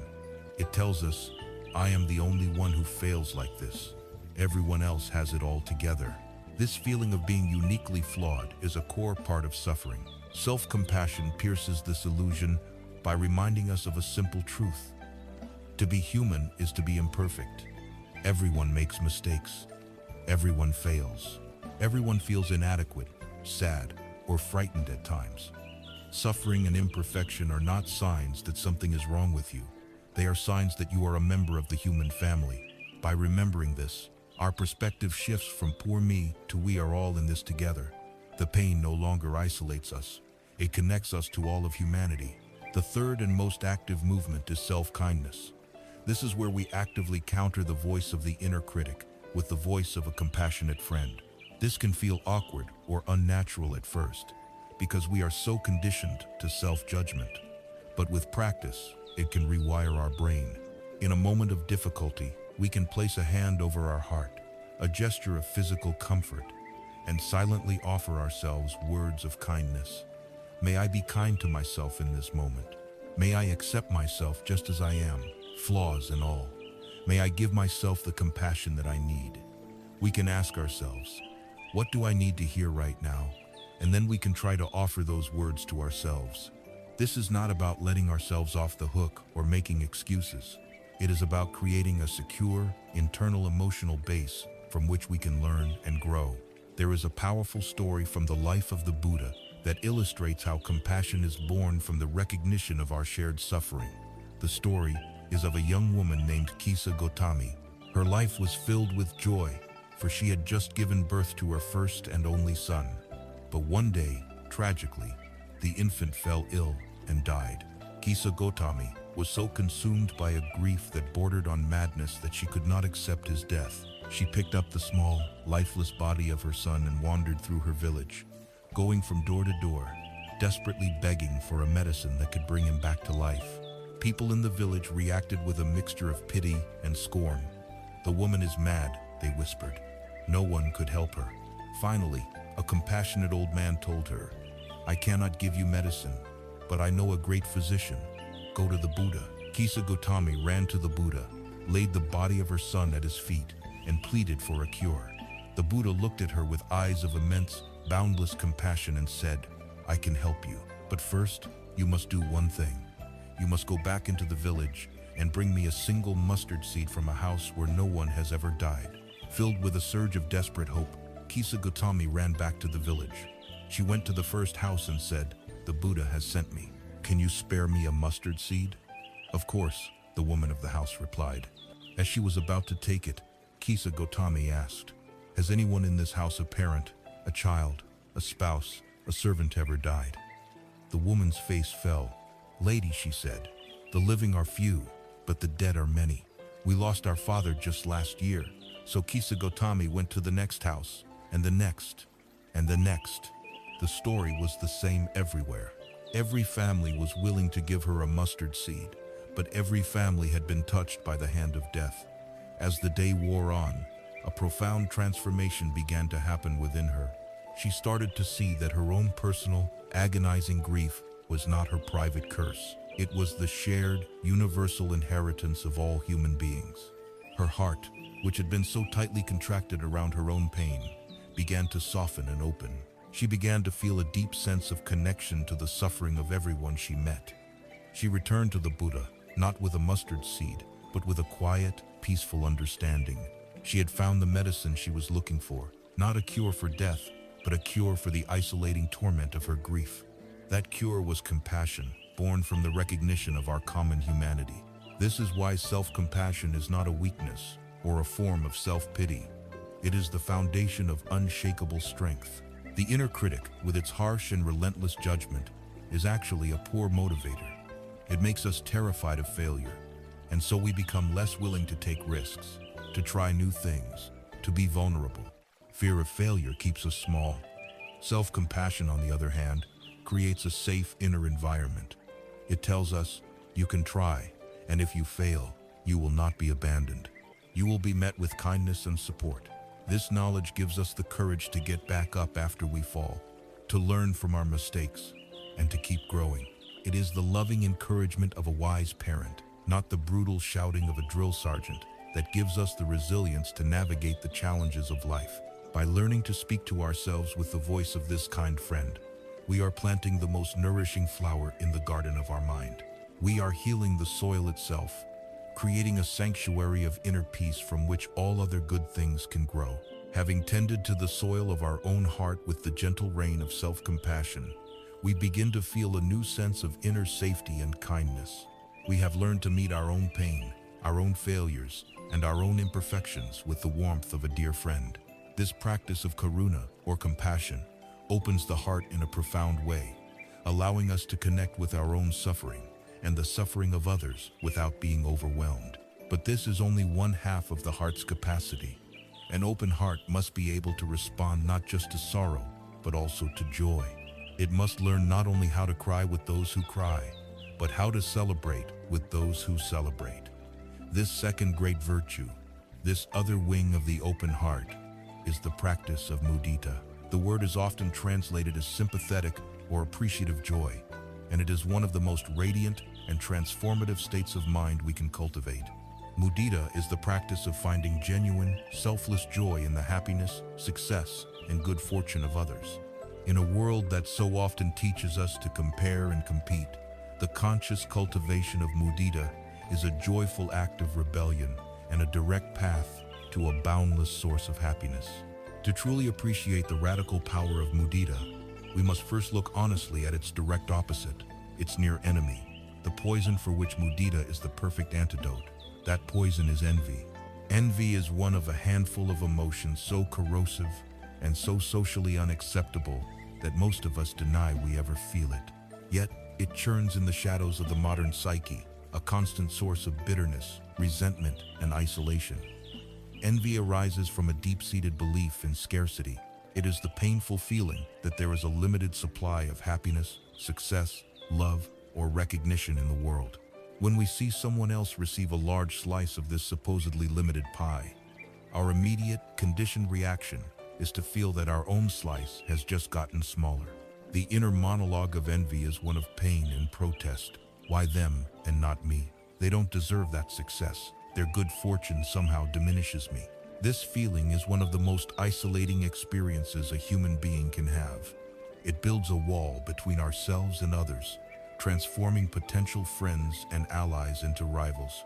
It prevents us from celebrating with the people we love and creates a secret, gnawing bitterness that sours our own experience of life. In our contemporary world, this ancient poison of envy has found a powerful new delivery system: the culture of comparison, primarily fueled by social media. Platforms like Instagram, Facebook, TikTok, and LinkedIn, while offering connection, have also become exquisitely designed engines for manufacturing envy. We are presented with a constant, curated stream of other people's highlight reels. We see the perfect vacation, the beautiful family photo, the prestigious career achievement, the flawlessly toned body, we are not shown the immense effort, the countless failures, the moments of despair, or the messy reality that lies behind these polished images. We are, in effect, comparing our own raw, behind-the-scenes footage to someone else's finished Hollywood movie. The result is almost always a feeling of inadequacy, a sense that our own life is somehow lacking. This digital world also quantifies worth in the form of likes, shares, and follower counts, turning human connection into a subtle, relentless competition. We see success appear as if by magic, seemingly effortless, which makes our own struggles feel like a personal failing. This constant exposure to curated perfection and the subsequent comparison is a recipe for chronic dissatisfaction. It keeps us trapped in a painful cycle of striving and feeling like we are never enough. Envy is a prison we build for ourselves, bar by bar, with every act of comparison. Mudita is the key that unlocks the door to this self-made prison. It is a radical shift in perspective, from the cramped, impoverished mindset of scarcity to the vast, open-hearted mindset of abundance. The fundamental truth that mudita invites us to realize is that joy is not a limited resource. It is not a zero-sum game. The happiness of another person does not subtract from the world's total supply of happiness. It multiplies it. The success of a colleague does not take away your own potential for success. It simply proves that success is possible. One of the most beautiful images for this is the parable of the candle. A single candle can light 1,000 other candles, and in doing so, its own light is not diminished in the slightest. In fact, the only result is that the entire room becomes brighter for everyone. Joy is like the light of that candle. When we learn to celebrate the light in others, our own light is not dimmed. We simply contribute to a world with more illumination, more warmth, more joy. To practice mudita is to consciously choose to align ourselves with this principle of abundance. It is an act of profound wisdom because it gives us access to a nearly infinite source of happiness. If our happiness depends only on our own personal triumphs, our moments of joy will be few and far between. Life is filled with challenges, and personal victories can be rare. But if we can learn to feel joy for the good fortune of the billions of other people on this planet, then we have an opportunity to feel happy every single day, regardless of our own personal circumstances. When you open your heart in mudita, the success of a stranger becomes a source of your own joy. The happy laughter of a child in the park becomes your own happiness. The beautiful wedding photo of a couple you don't even know becomes a reason to feel a sense of warmth and celebration. You are no longer trapped in the tiny, walled-off garden of your own ego. You are now free to roam in the vast, beautiful park of shared human experience. This practice frees you from the exhausting and painful work of envy, and it deepens your connection to everyone around you. When people feel that you genuinely rejoice in their success, without a trace of jealousy, they feel safe with you. Trust is built, friendship deepens. You become a source of light and encouragement for others, which in turn brings more joy back to you. Like all practices of the heart, mudita is a skill that can be cultivated with patience and gentle diligence. It is a muscle that gets stronger with exercise. The formal practice begins, much like loving kindness meditation, by starting with someone easy. Find a quiet and comfortable place to sit. Take a few moments to settle your mind by connecting with your breath. Then, bring to mind a person for whom you feel genuine affection and whose happiness is easy for you to celebrate. It might be a dear friend, a beloved child, a cherished mentor. Bring their face clearly into your mind's eye. Now, recall a specific time when they were truly happy or successful. Perhaps they achieved a lifelong dream, fell in love, or were simply overcome with a moment of pure, simple joy. See their smiling face, hear their happy laughter. Try to feel that joyful energy in your own body. As you connect with this feeling, you can silently repeat phrases of appreciative joy. I am so happy that you are happy. I rejoice in your good fortune. May your joy and happiness continue and increase. Rest with this feeling, allowing your own heart to be warmed by the reflected light of their joy. The next step is to extend this feeling to a neutral person. This might be someone you see regularly, but have no strong feelings about the barista who serves you coffee, a person on your daily commute, a neighbor you only know by sight. Bring this person to mind. You may not know the specifics of their life, so you can use your imagination in a general way. Imagine them receiving some good news.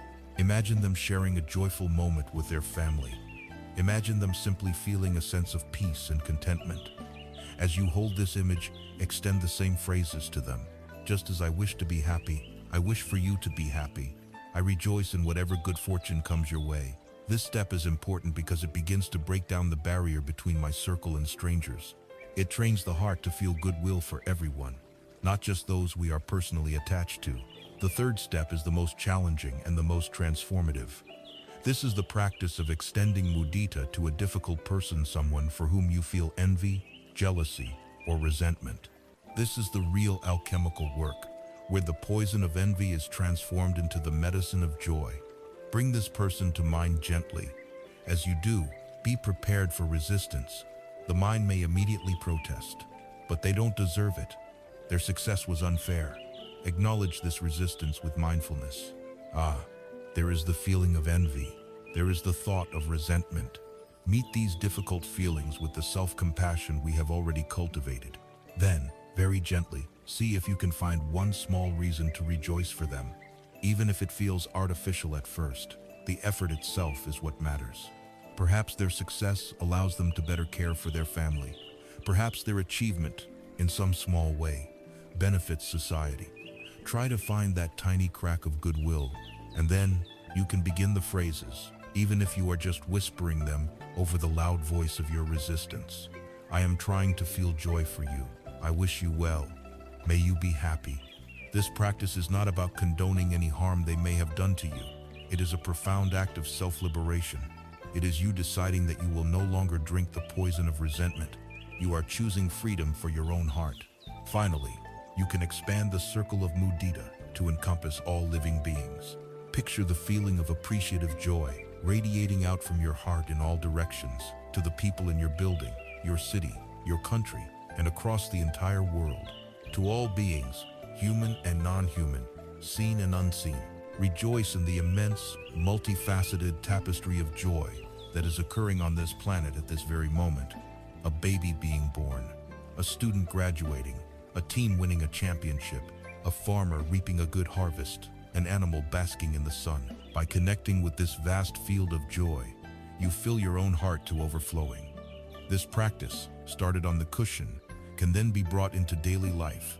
When you are scrolling online and see an announcement of someone's engagement or new job, pause. Instead of letting the reflex of comparison take over, consciously practice mudita. Take a breath and wish them well. When you see a happy couple holding hands in the street, let it warm your heart instead of highlighting your own loneliness. Choose to celebrate rather than compare. Choose to be the candle that rejoices in the light of other candles. In doing so, you will find that your own flame burns brighter, steadier, and with more warmth than you ever thought possible. Having cultivated a heart that can open to its own suffering with compassion and to the joy of others with gladness, we arrive at one of the most subtle and profound arts of the inner life. This is the art of letting go. Our minds, by their very nature, are grasping organs.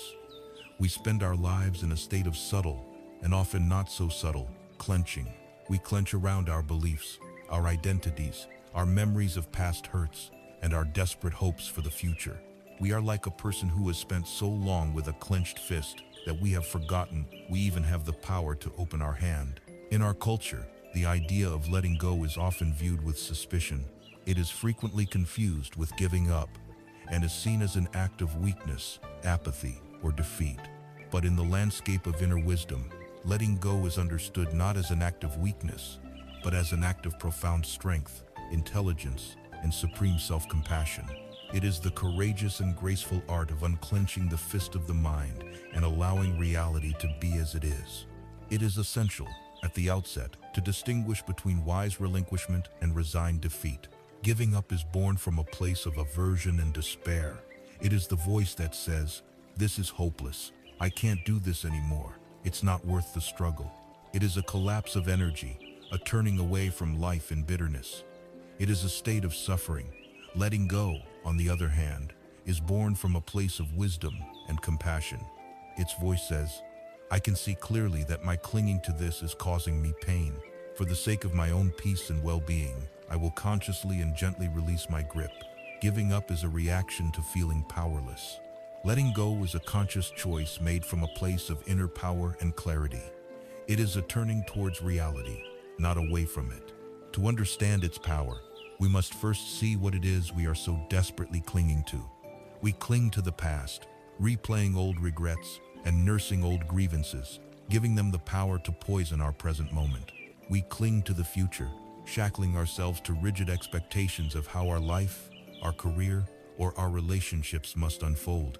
We cling to our identities, to a fixed image of who we are, the successful one, the healthy one, the smart one, and live in terror of any event that might threaten that image. We cling to our opinions, fighting to the bitter end for the need to be right. This constant act of clinging is a direct battle against the universal law of anicca, of impermanence.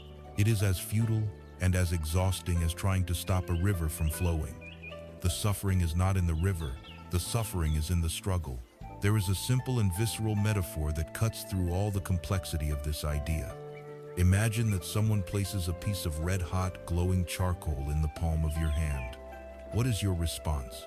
You do not need to attend a seminar on the thermal properties of charcoal. You do not need to analyze the motivations of the person who gave it to you. You do not need to sit and ponder whether it is fair that you are the one holding it. Your nervous system, in its innate wisdom, provides an immediate and intelligent response to the searing pain. You open your hand, you let it go.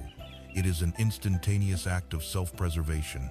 Now, consider that a deeply held resentment against someone who wronged you is a hot coal that you are holding in your mind. A bitter regret about a past mistake is a hot coal. A rigid, fearful attachment to a future outcome is a hot coal. The person you are angry with may be thousands of miles away, sleeping peacefully. The past event is over and gone, but you are the one lying awake at night, burning your own heart, searing your own mind with the heat of your own clinging. Letting go, then, is not primarily about the other person or the past event. It is not about condoning what happened or pretending it wasn't painful. It is the simple, intelligent, compassionate act of deciding that you no longer wish to be burned. It is the moment you choose to open your hand for the sake of your own peace. This wisdom is taken to its most profound level in a story about the great 20th century Thai meditation master, Ajahn Chah. During a talk with his students, he picked up a simple drinking glass. "Do you see this glass?" he asked them. "For me, this glass is already broken." He held it up to the light. "I enjoy it very much. It holds my water admirably. It reflects the light with a beautiful sparkle. But I know that its fundamental nature is to be fragile.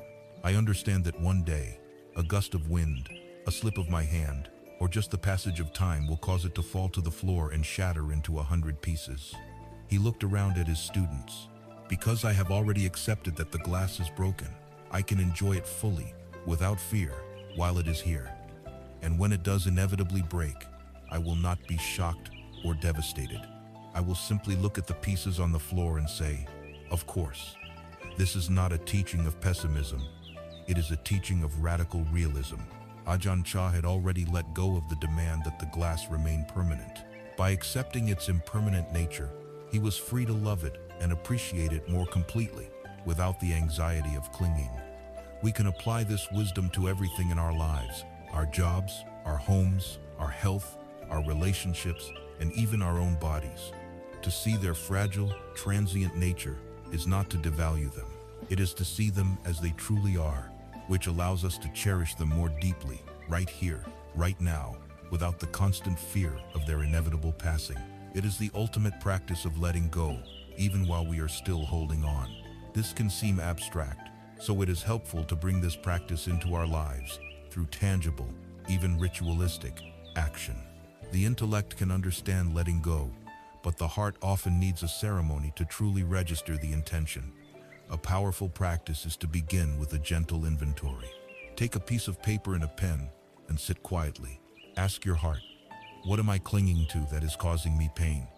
What hot coals am I carrying? Let the answers arise without judgment. It might be the name of a person you haven't forgiven. It might be a specific memory that you keep replaying. It might be a fear about the future you can't shake. It might be a harsh, self-critical belief. Write them down. The simple act of externalizing these burdens, of seeing them in writing outside of your own head, can be a powerful first step in creating separation. Once you have your list, you can perform a small ritual of release. Find a safe place, perhaps outdoors or near a window. Read the words on the paper one last time. Acknowledge the pain that these attachments have caused you.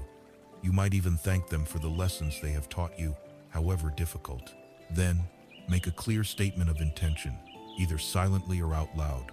Something simple like, "For the sake of my own peace, for the freedom of my own heart, I now choose to let you go." Then, in a safe and mindful way, you can destroy the paper. You could safely burn it, watching the paper and the words, the symbols of your clinging turn to smoke and ash and disappear into the vastness of the sky. Or you could tear the paper into tiny pieces and let them be carried away by the wind, or drop them into a flowing stream and watch them be carried away by the current. This ritual is not a magic trick. The deep-seated habit of clinging may not vanish in an instant, but what it does is send a powerful, unambiguous message to the deepest parts of your being. It is a ceremony that marks a turning point. It is the conscious, embodied act of beginning to open your hand. Letting go is not an act of erasure. It is an act of embrace. We embrace the truth of reality, the truth of impermanence, the truth of change. It is the ultimate expression of our wisdom and our compassion. By unclenching the fist of the mind, we do not become empty-handed. We become open-handed. We are no longer grasping at the past or future, which means our hands are now free to receive the gift of the present moment. We are open to new possibilities, new relationships, new ways of being that were crowded out by our old attachments. We discover a peace that is not dependent on holding on to anything at all, a peace that is portable, resilient, and true. And this profound act of release, like every intentional act we perform, does not happen in a vacuum. It sets causes in motion and creates effects that ripple outwards, which brings us to the great universal law that governs all our actions, the law of karma. As we learn to open the clenched fist of the mind, letting go of our attachments to the past and our rigid demands on the future, we begin to sense a new kind of freedom. Every action, including the subtle, internal action of letting go, sends a ripple out into the world and into the landscape of our own consciousness. This brings us to one of the most widely known, yet profoundly misunderstood, concepts in Eastern philosophy: the law of karma. In the West, the word karma has been colored by all sorts of mystical and fatalistic ideas. It is often imagined as a kind of cosmic bookkeeping system run by a divine accountant who doles out rewards and punishments. It's seen as a synonym for fate, a rigid destiny from which there is no escape. But these interpretations obscure the original teaching, which is far more practical, logical, and radically empowering. The Buddhist teaching on karma is not a doctrine of fatalism. It is the ultimate doctrine of free will, personal responsibility, and the power we have, in every moment, to shape our own lives. At its core, the meaning of karma is stunningly simple. The word itself, in Sanskrit, literally means action. But the Buddha clarified this by saying that karma is, more specifically, cetana, a Pali word that means volition, will, or intention. It is intention, O monks, he declared, that I call karma. Having intended, one acts through body, speech, and mind. This is the key. Karma is not just any action. It is willed action, intentional action. And every intentional act we perform is like planting a seed. Our lives are the garden, and our actions are the seeds we are constantly sowing. These seeds are planted through three channels: our body, our speech, and most importantly, our mind. The actions of the body are the most obvious: an act of generosity, an act of violence. The actions of speech are also clear words of kindness, words of slander. But the most fundamental and powerful level of karma is the mind. Every action and every word first begins as a thought, an intention. To cultivate a thought of goodwill towards someone is to plant a wholesome seed. To nurture a thought of revenge is to plant a poisonous one. The mind is the seedbed from which our entire reality grows. The most crucial element in this law of cause and effect is the quality of the intention itself. It is the motivation behind the action that primarily determines the nature of the seed being planted, and therefore, the nature of the fruit it will one day bear.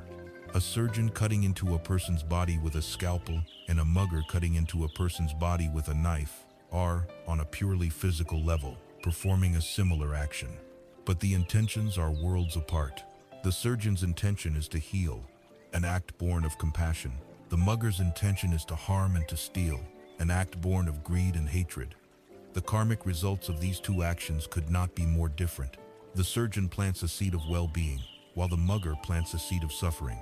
Similarly, if you are walking and accidentally step on an insect you did not see, the karmic impact is negligible because there was no intention to harm. But if you see an insect and, out of a flicker of irritation, you intentionally crush it, you have planted a small but significant seed of violence in your own mind stream. The universe is not punishing you. You are simply conditioning your own mind towards violence, a quality that will, in some way, eventually ripen into your own experience. Understanding this principle is the ultimate antidote to a victim mentality. So many of us live our lives feeling like life is something that just happens to us. We see ourselves as passive recipients of good or bad fortune. Why do bad things always happen to me? It's not my fault. It's because of my upbringing, my boss, the government.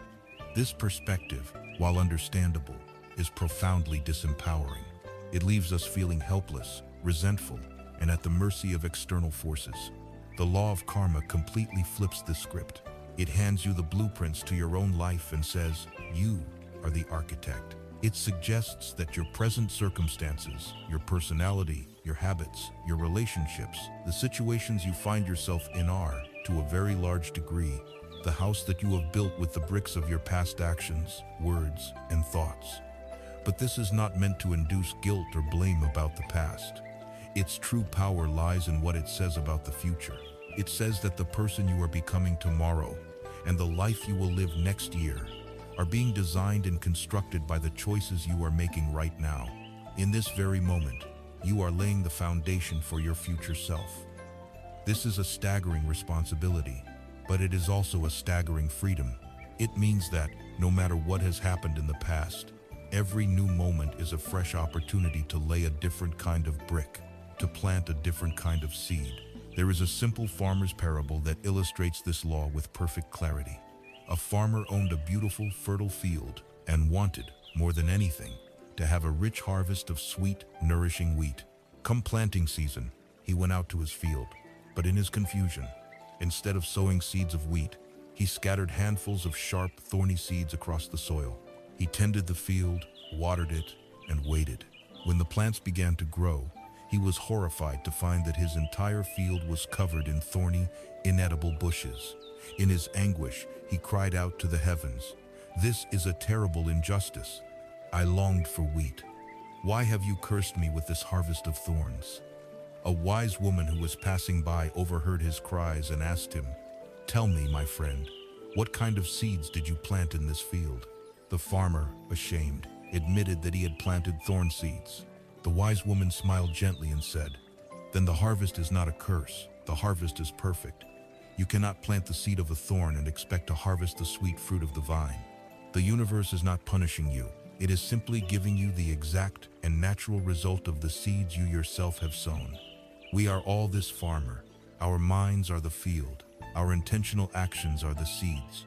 We cannot plant seeds of anger, greed, and divisiveness and expect to harvest a life of peace, contentment, and loving connection. The law is impersonal, impartial, and unerringly just. We reap what we sow. It is vital to understand that this is not a system of rigid, deterministic fate. Your past karma creates the conditions of your present moment, but it does not determine your response to those conditions. For example, because of past habits of thought and action, you might have a strong karmic tendency toward impatience. This means that when a frustrating situation arises, like being stuck in traffic, the feeling of impatience will arise very powerfully and automatically within you. This arising feeling is the fruit of past karma, but in that moment, when the wave of impatience is cresting, you have a choice. This is where your freedom lies. You can indulge the impatience, honking the horn, cursing other drivers, and tightening with stress. If you do this, you are planting more seeds of impatience, ensuring that this reaction will be even stronger in the future. Or, you can bring mindfulness to the moment. You can notice, impatience is here. You can take a conscious breath, You can choose not to act on the feeling. In doing so, you are planting a new and different kind of seed, a seed of patience, a seed of wisdom. This is how we change our destiny. We use the freedom of the present moment to sow seeds for a future that is more peaceful and free than our past. The law of karma, then, is not a mystical doctrine to be feared. It is a natural law to be understood and skillfully utilized, just like the law of gravity. Gravity is not personal. It doesn't punish you for stepping off a cliff. It simply operates. Karma operates in the same way. It is the law of momentum in the moral and psychological sphere. Understanding it liberates us from the chains of blame and victimhood and places the power and potential for happiness squarely in our own hands. It provides the ultimate motivation for living a good life, for choosing the kind word over the harsh one, the generous act over the selfish one, the compassionate thought over the judgmental one. We do so not out of fear of divine punishment, but out of the simple, intelligent understanding that every seed we plant will one day become the fruit we eat. This realization naturally leads us to seek a path that consistently and skillfully plants the seeds of well-being, a path of intelligence and balance known as the middle way. Having come to understand the profound law of karmatha truth, that our intentional actions are the seeds from which our future grows, we are faced with a most practical question. What then is the wisest way to live? What path of action will lead not to further entanglement and suffering, but to peace, freedom, and a life of genuine well-being?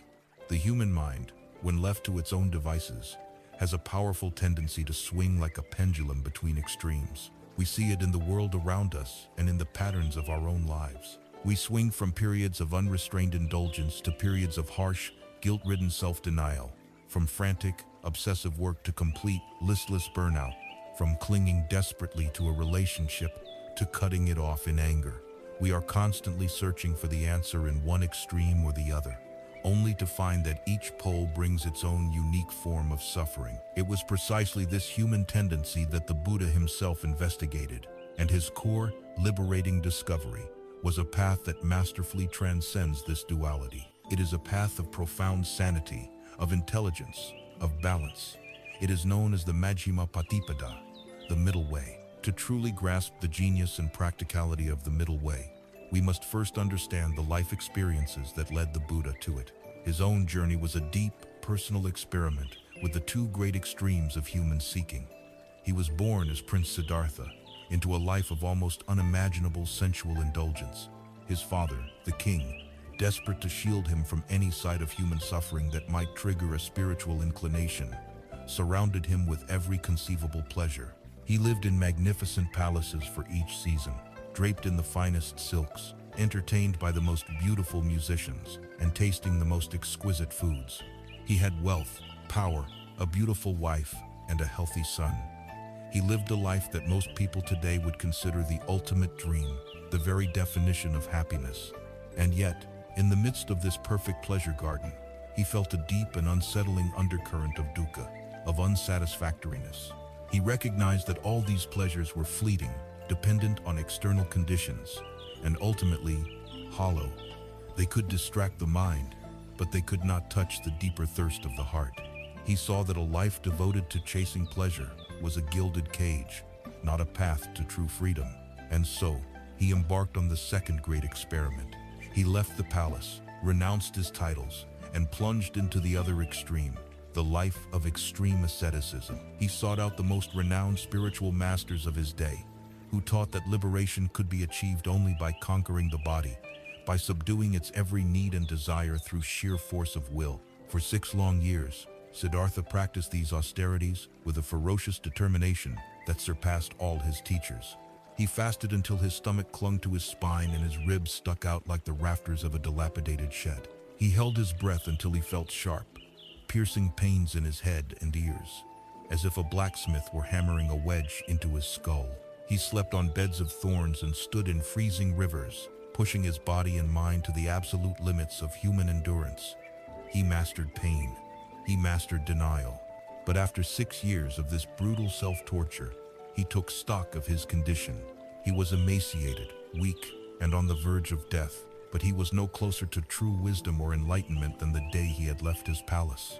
He had a profound insight, A mind that is housed in a tortured, weakened body cannot function clearly.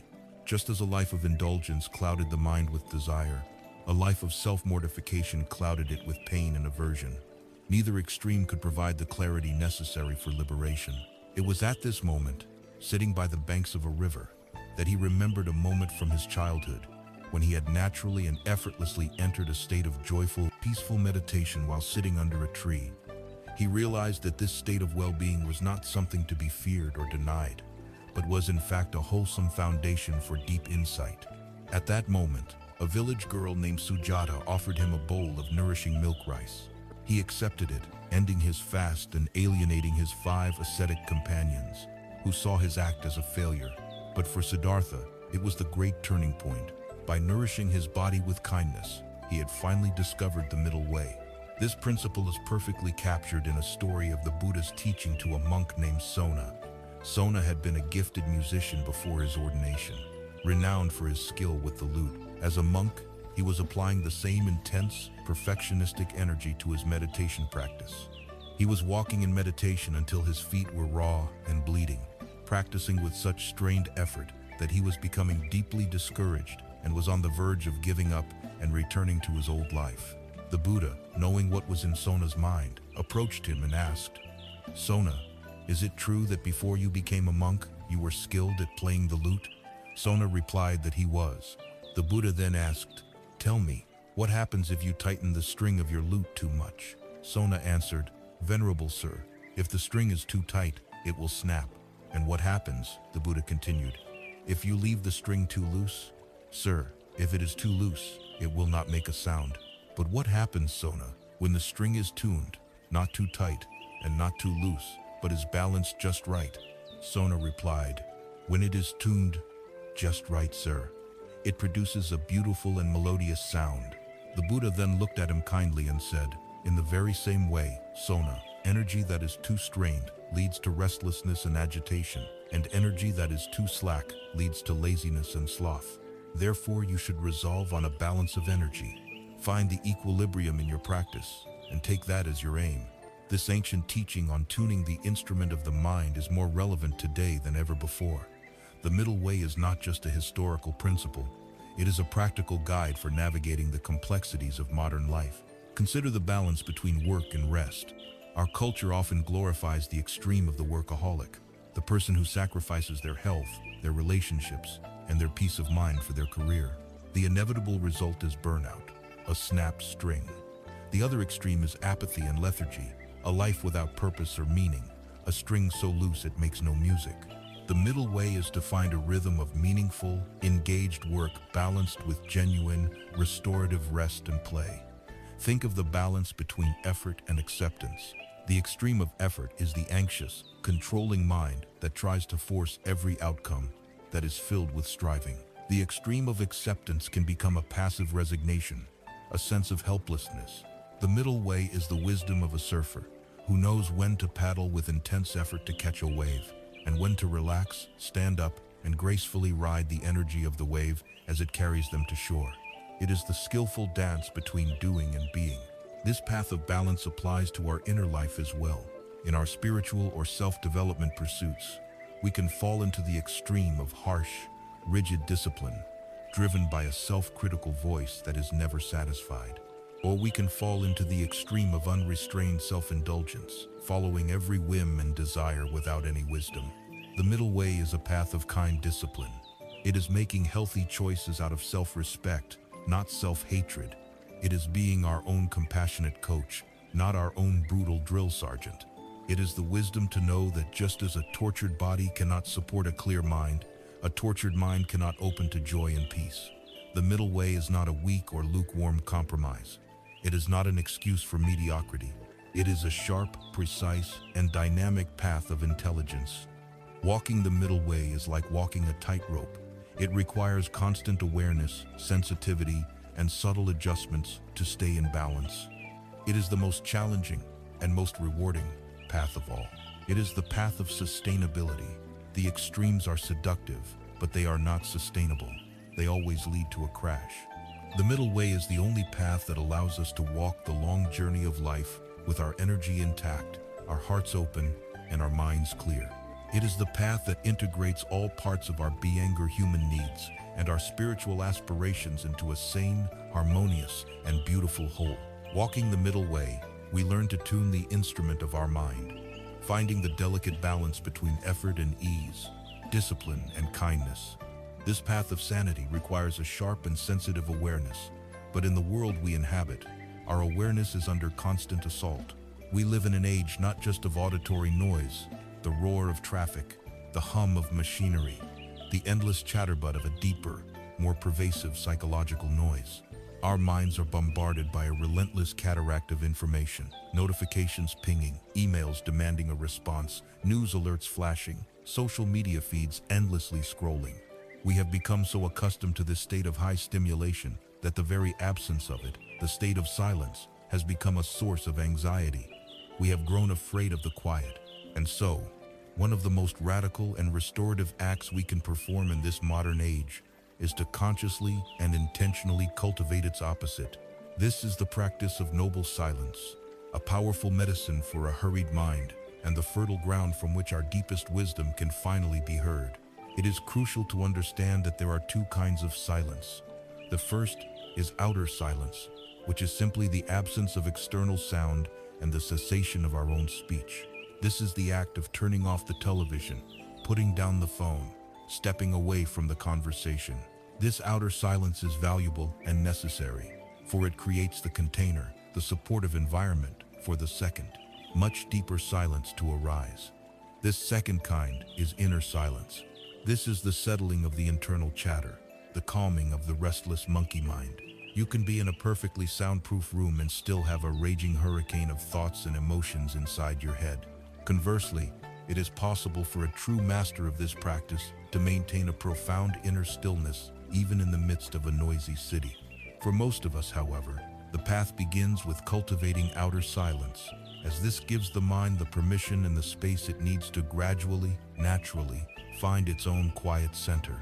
Why has this simple state of quiet become so threatening to us? Why do we instinctively reach for our phones to fill every spare moment, every silent pause in a conversation, every red light?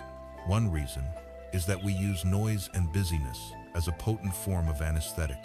We use the constant stream of input podcasts, music, videos, articles to distract ourselves from having to feel what is actually going on inside us. In the quiet, there is nowhere to hide. The feelings we have been avoiding, our loneliness, our grief, our anxiety about the future may begin to surface. And rather than learn to be with these feelings with compassion, our habit is to immediately drown them out with the next piece of stimulation. Silence can also feel like a threat to the ego, our constructed sense of self. The ego thrives on doing, on producing, on reacting, on having opinions.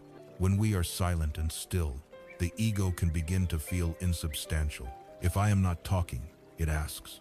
If I am not consuming information or expressing my views, do I even exist? This can feel like a small death, which the ego will fight against vigorously. And finally, on a simple physiological level, our nervous systems have become addicted to a high level of stimulation. We are habituated to the constant drip of dopamine that comes from new information and novelty. When that stimulation is withdrawn, we can experience a kind of withdrawal, a feeling of boredom, restlessness, and agitation.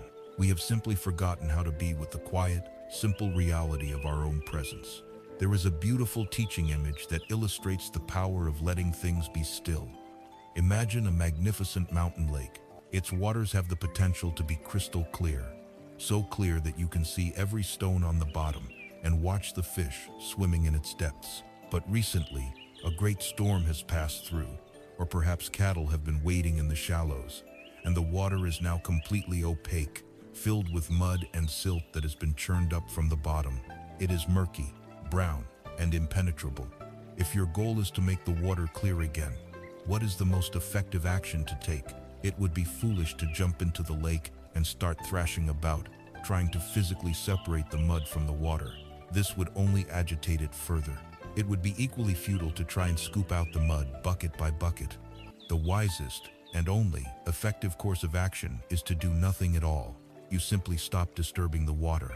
You sit peacefully on the shore, protecting the lake from any further agitation.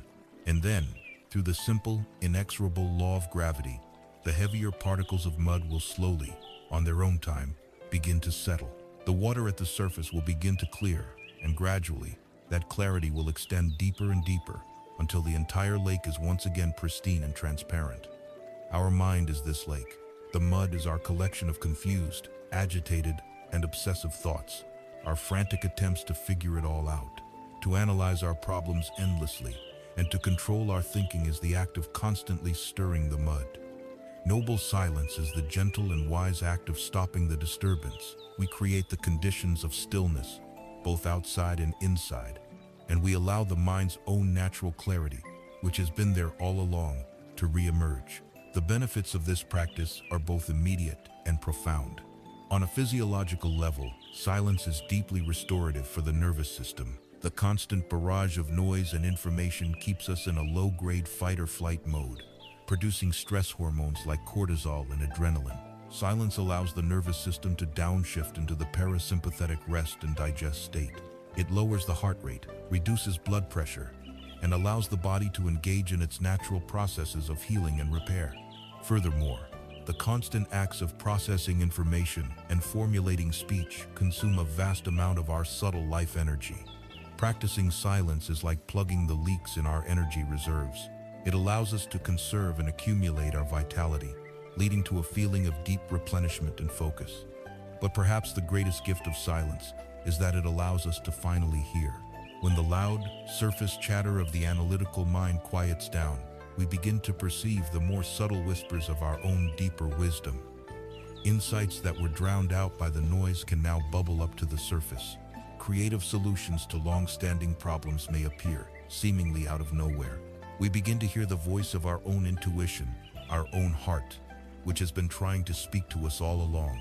How can we invite this powerful practice into our busy, modern lives? We can start small. One of the most vital practices for our time is the digital detox. This simply means designating a specific period of time, perhaps the first hour of the day, or the last hour before bed where all screens are put away. No phone, no television, no computer. Allow your mind the grace of a quiet landing and a gentle takeoff each day.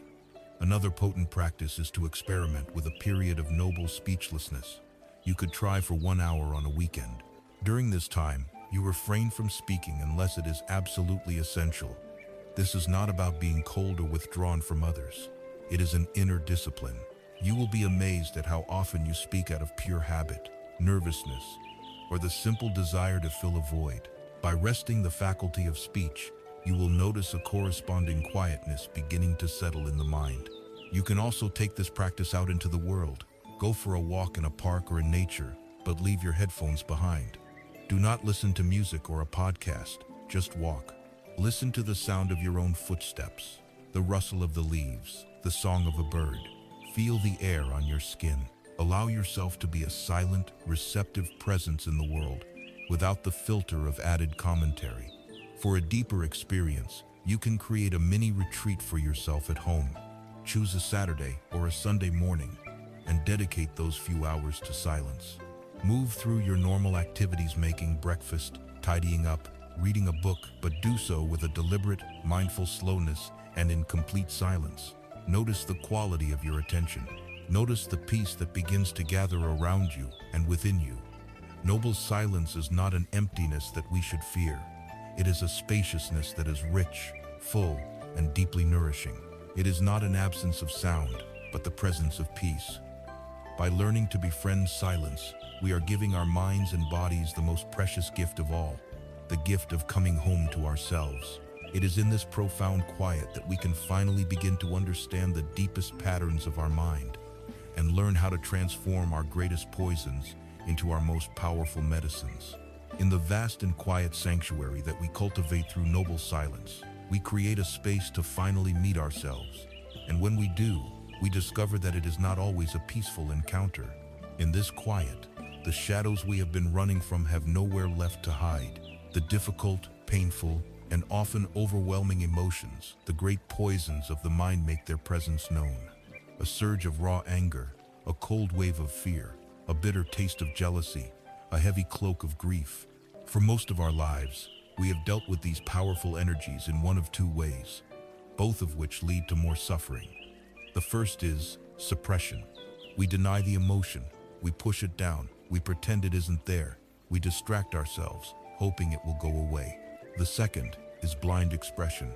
We become possessed by the emotion, identifying with it completely and acting it out without any wisdom, lashing out in anger or withdrawing in fear, often creating wreckage in our lives and the lives of others.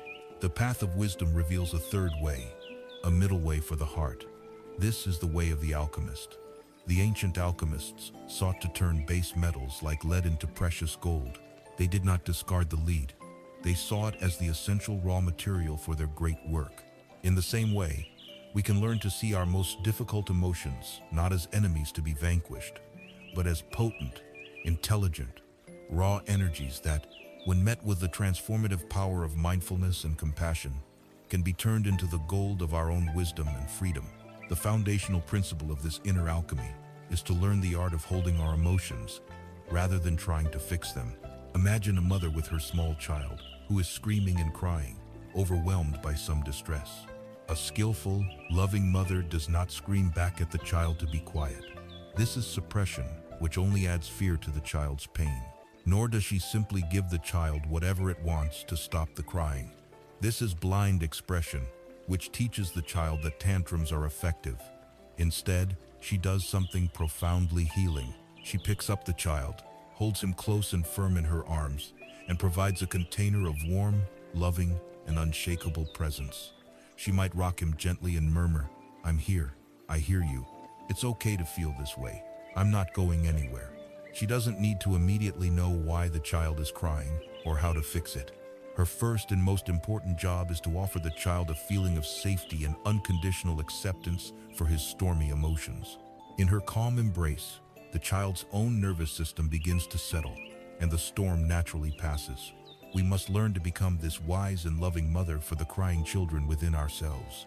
When a powerful emotion like anger or fear arises, our first task is not to analyze its origins, not to judge it as bad, and not to frantically try to make it go away. Our first task is simply to hold it. We hold it in the vast, compassionate embrace of our own awareness. We drop the storyline, the who, what, when, where, why, and we bring our attention directly to the raw physical reality of the emotion in our body. Emotions are not just ideas, they are energetic events. Where do you feel this anger? Is it a burning heat in your face and chest? Is it a clenching in your jaw and fists?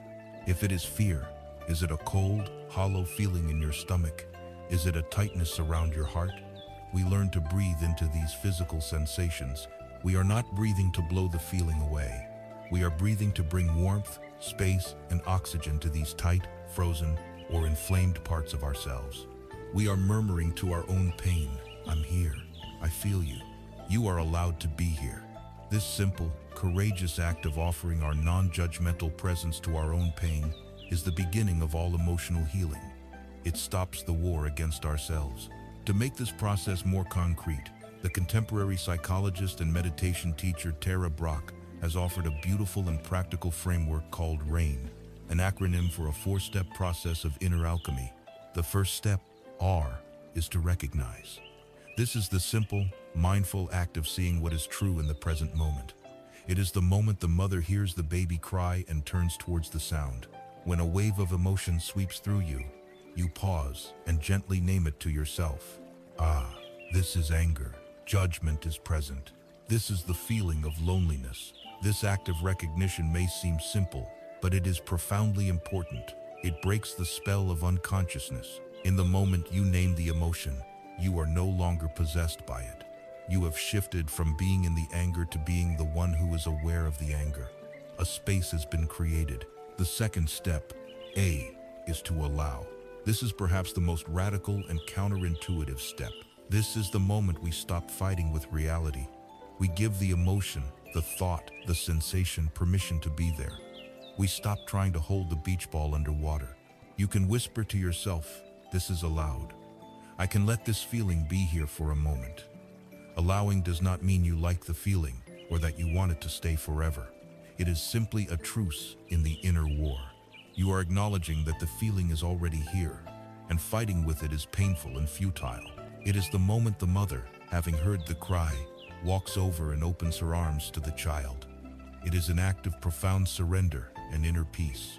The third step, I, is to investigate with kindness. Having recognized and allowed the emotion, we can now bring a gentle, non-judgmental curiosity to it, like a compassionate scientist exploring a new phenomenon. We are not investigating to fix it, but to understand it. We can ask a few gentle questions, directing them inward. A good first question is always, what does this feel like in my body? We let our attention scan through the body and land on the place where the emotion is most vivid. We get intimate with its physical texture. Is it hot or cold? Is it vibrating, sharp, or dull? Is it heavy or light? By anchoring in the body, we stay grounded in direct experience and out of the endless loops of story. A second question might be, what does this feeling believe about me? Or what is the core belief here? Shame might believe, I am flawed and unworthy of love. Fear might believe, the world is a dangerous place and I am not safe. We listen to these beliefs without arguing with them, as if listening to the sad story of a friend. Finally, we can ask the most transformative question of all. What does this vulnerable place inside me most need right now? Does it need to feel safe, to feel heard, to feel accepted, to be forgiven? This question shifts us from being a passive victim of the emotion to its active and compassionate caretaker. This leads directly to the final step, N, which is to nurture. Based on what you discovered in your investigation, you now actively offer yourself what is needed. This is the mother holding the child close and murmuring words of comfort. You learn to minister to your own heart. If your investigation revealed that your fear needed to feel safe, you can place a hand on your heart, a gesture that is neurologically soothing, and whisper inwardly, I am here. I will protect you. You are safe in this moment. If your shame needed to feel accepted, you can offer the words, even with this feeling of shame, I am worthy of love and belonging. I accept myself completely. If your anger simply needed to feel validated, you can say, I hear your frustration. It makes sense that you feel this way. This is the direct, practical application of self-compassion. It is a profound act of self-parenting, of healing the wounded parts of ourselves with our own loving presence. With this alchemical framework, we can approach the great poisons and begin to see their hidden medicinal qualities. Take anger. In its raw, reactive state, it is a destructive fire. But at its core, the energy of anger is often about the perception of injustice or a boundary being violated. Its message is, this is not right. When we meet this energy with the rain process, we can separate its pure, fiery power from the clouds of blame and hatred. This refined energy can then be transformed into what is known as wrathful compassion. It becomes the clear, focused, and courageous energy needed to protect the vulnerable, to speak truth to power, and to work tirelessly for justice in the world. The poison of blind rage becomes the medicine of wise, compassionate action, or consider fear. The energy of fear and anxiety is contracting and paralyzing, but its core message is always, pay attention, something you value is at stake. Fear points directly to what we love. By meeting fear with rain, we can hear its protective message without being hijacked by its panic. We can thank it for its intention to keep us safe. The frantic energy of anxiety can be transformed into the medicine of wise caution, of mindful presence, and of a deep and tender appreciation for the preciousness of what we were afraid of losing. This transformative process is perfectly captured in the image of the lotus flower, the supreme symbol of purity and enlightenment in the East. The lotus is a flower of breathtaking beauty, with pristine petals that seem to be made of light. But the most miraculous thing about the lotus is where it grows. It does not grow in a manicured, sterilized garden. The lotus takes root and grows only in the thick, dark, smelly mud at the bottom of a pond. The mud is not an obstacle to the lotus. The mud is not a mistake. The mud is the very source of the nutrients that the lotus, through a miraculous process of alchemy, transforms into its own radiant and transcendent beauty. The thicker the mud, the more magnificent the lotus. In our lives, the mud is our difficult human experience, our anger, our grief, our fear, our jealousy. These are not flaws in the system to be eradicated. They are the rich, fertile, and necessary ground from which wisdom and compassion can bloom. Our spiritual practice is not about trying to live a mud-free life. It is about learning to plant the seed of mindfulness in the midst of the mud and trusting that the lotus of our own true nature knows exactly how to grow towards the light. Having learned to work with the powerful alchemies of the heart, turning even the lead of our most difficult emotions into the gold of wisdom, we are now invited to take the deepest dive of all. Our journey has, until now, focused primarily on the workings of our own psychology, our thoughts, our feelings, our reactions. We now turn the lens of our awareness outwards and inwards to ask the most fundamental question possible. What is the ultimate nature of reality itself? What is the nature of the self that experiences this reality? The answer offered by the wisdom traditions is encapsulated in a single, profoundly challenging, and often terrifying word: shunyata, or emptiness. For the Western ear, trained to value substance, solidity, and individuality, the word emptiness sounds like a verdict of cosmic nihilism. It conjures images of a cold, meaningless void, a black hole where all value and purpose disappear. But this is a profound misunderstanding.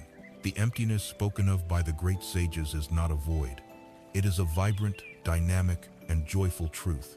It is not a state of nothingness, but a state of boundless potential and radical interconnectedness.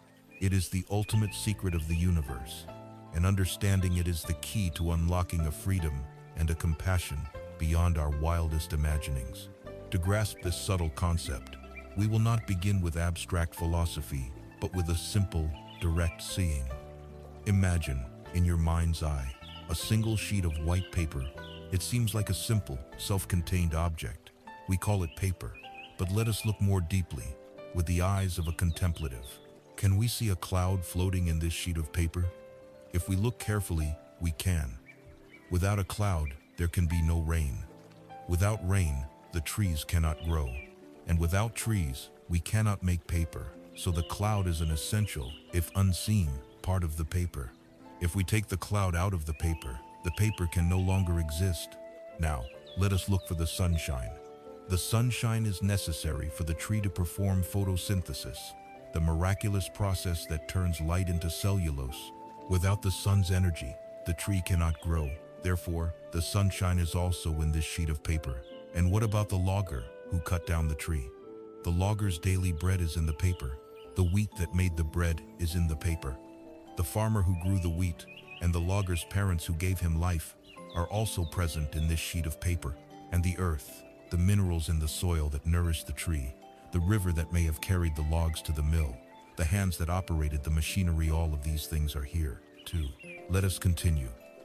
The mind that is reading these words, the consciousness that is holding this idea of paper, that too is part of the paper's existence.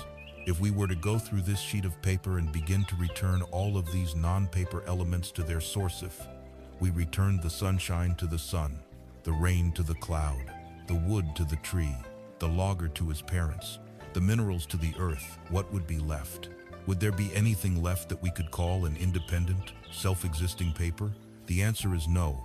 There is no separate, core entity of paperness. The sheet of paper is entirely made up of non-paper elements. The great Vietnamese Zen master Thich Nhat Hanh, who taught this beautiful meditation, would say that the paper is empty of a separate self. This is the true meaning of shunyata. It does not mean that the paper does not exist. It exists right here as a tangible object. It means that it is empty of an independent, isolated existence. Its being is entirely dependent on the being of everything else in the universe. To be empty, in this sense, is to be full of the entire cosmos. This insight, which we can see so clearly in a simple object, is formalized in the Buddhist teaching of pratityasamutpada, or dependent origination. This is the elegant, logical framework that underpins the reality of emptiness. The principle can be stated simply: this is because that is. This is not because that is not. This arises because that arises. This ceases because that ceases. In other words, nothing exists in a vacuum. Nothing has its own intrinsic, independent being. Everything arises in dependence upon a complex web of causes and conditions. A flower cannot exist without soil, water, sunlight, air, and a seed. A thought cannot exist without a mind, an object of thought, and the consciousness that connects them. The very I that we hold so dear is a product of this same law. The self that feels so solid and independent is, like the sheet of paper, completely empty of a separate self.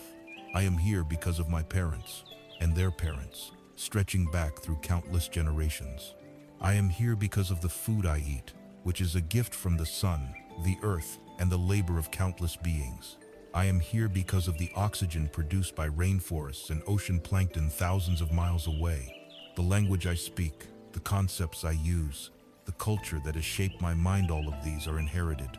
If we were to remove all of these non-me elements from our being, what would be left? We would find, just as with the paper, that there is no solid, separate entity there. Our sense of being an isolated individual is a profound and powerful illusion. The truth of our existence is not separation, but what Thich Nhat Hanh so beautifully called interbeing. We are all deeply, inextricably, and miraculously interconnected. To grasp the liberating power of this realization, let us turn to another powerful metaphor, the wave and the ocean. Imagine a single wave rising on the surface of the vast sea. From its own limited perspective, the wave has a distinct identity. It has a birth as it swells up from the deep.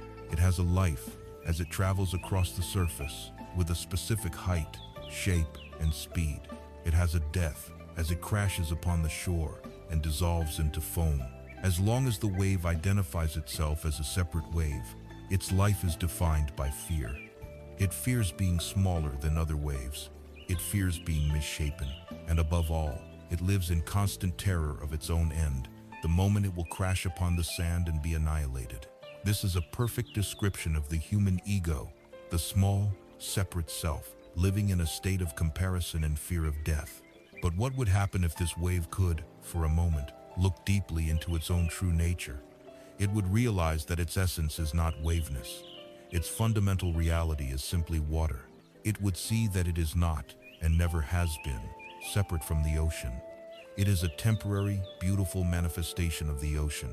It is one with the entire body of water, with every other wave, with the stillness of the depths. In the moment the wave awakens to the truth that it is water, its fear of death vanishes. How can water die? It cannot be annihilated. It can only change its form. Crashing on the shore is no longer a terrifying end, but simply a return to the vast, boundless reality of its true self, ready to be gathered up and rise again as a new wave. When the wave realizes it is empty of a separate self, it realizes it is full of the entire ocean. We are these waves. We cling to the fragile, temporary forms of our personalities, our bodies, our life stories, and so we live in fear. The wisdom of emptiness is the invitation to realize our true nature as the ocean. It is the awakening that frees us from the ultimate fear of dissolution, because we realize that what we truly are is boundless, unnameable, and eternal. This profound philosophical insight is not a cold or abstract truth. It is the very source of a warm and boundless compassion. As long as we believe we are separate, isolated waves, the suffering of another wave is their problem. We can feel pity, or even a degree of empathy, but there is still a fundamental separation between my suffering and your suffering. But when the illusion of separation dissolves, when we see deeply that we are all expressions of the same ocean of being, this duality collapses. Your suffering is no longer separate from my suffering. The pain that exists anywhere in the web of interbeing vibrates through the entire web. The harm done to another is a harm done to myself. The harm done to the planet is a harm done to myself. In the light of shunyata, compassion is not a moral choice or a difficult practice to be cultivated. It becomes the most natural, spontaneous, and logical response to the way things truly are. To act with kindness and care for all beings is simply to act in accordance with reality. Emptiness, then, is not a void that negates life.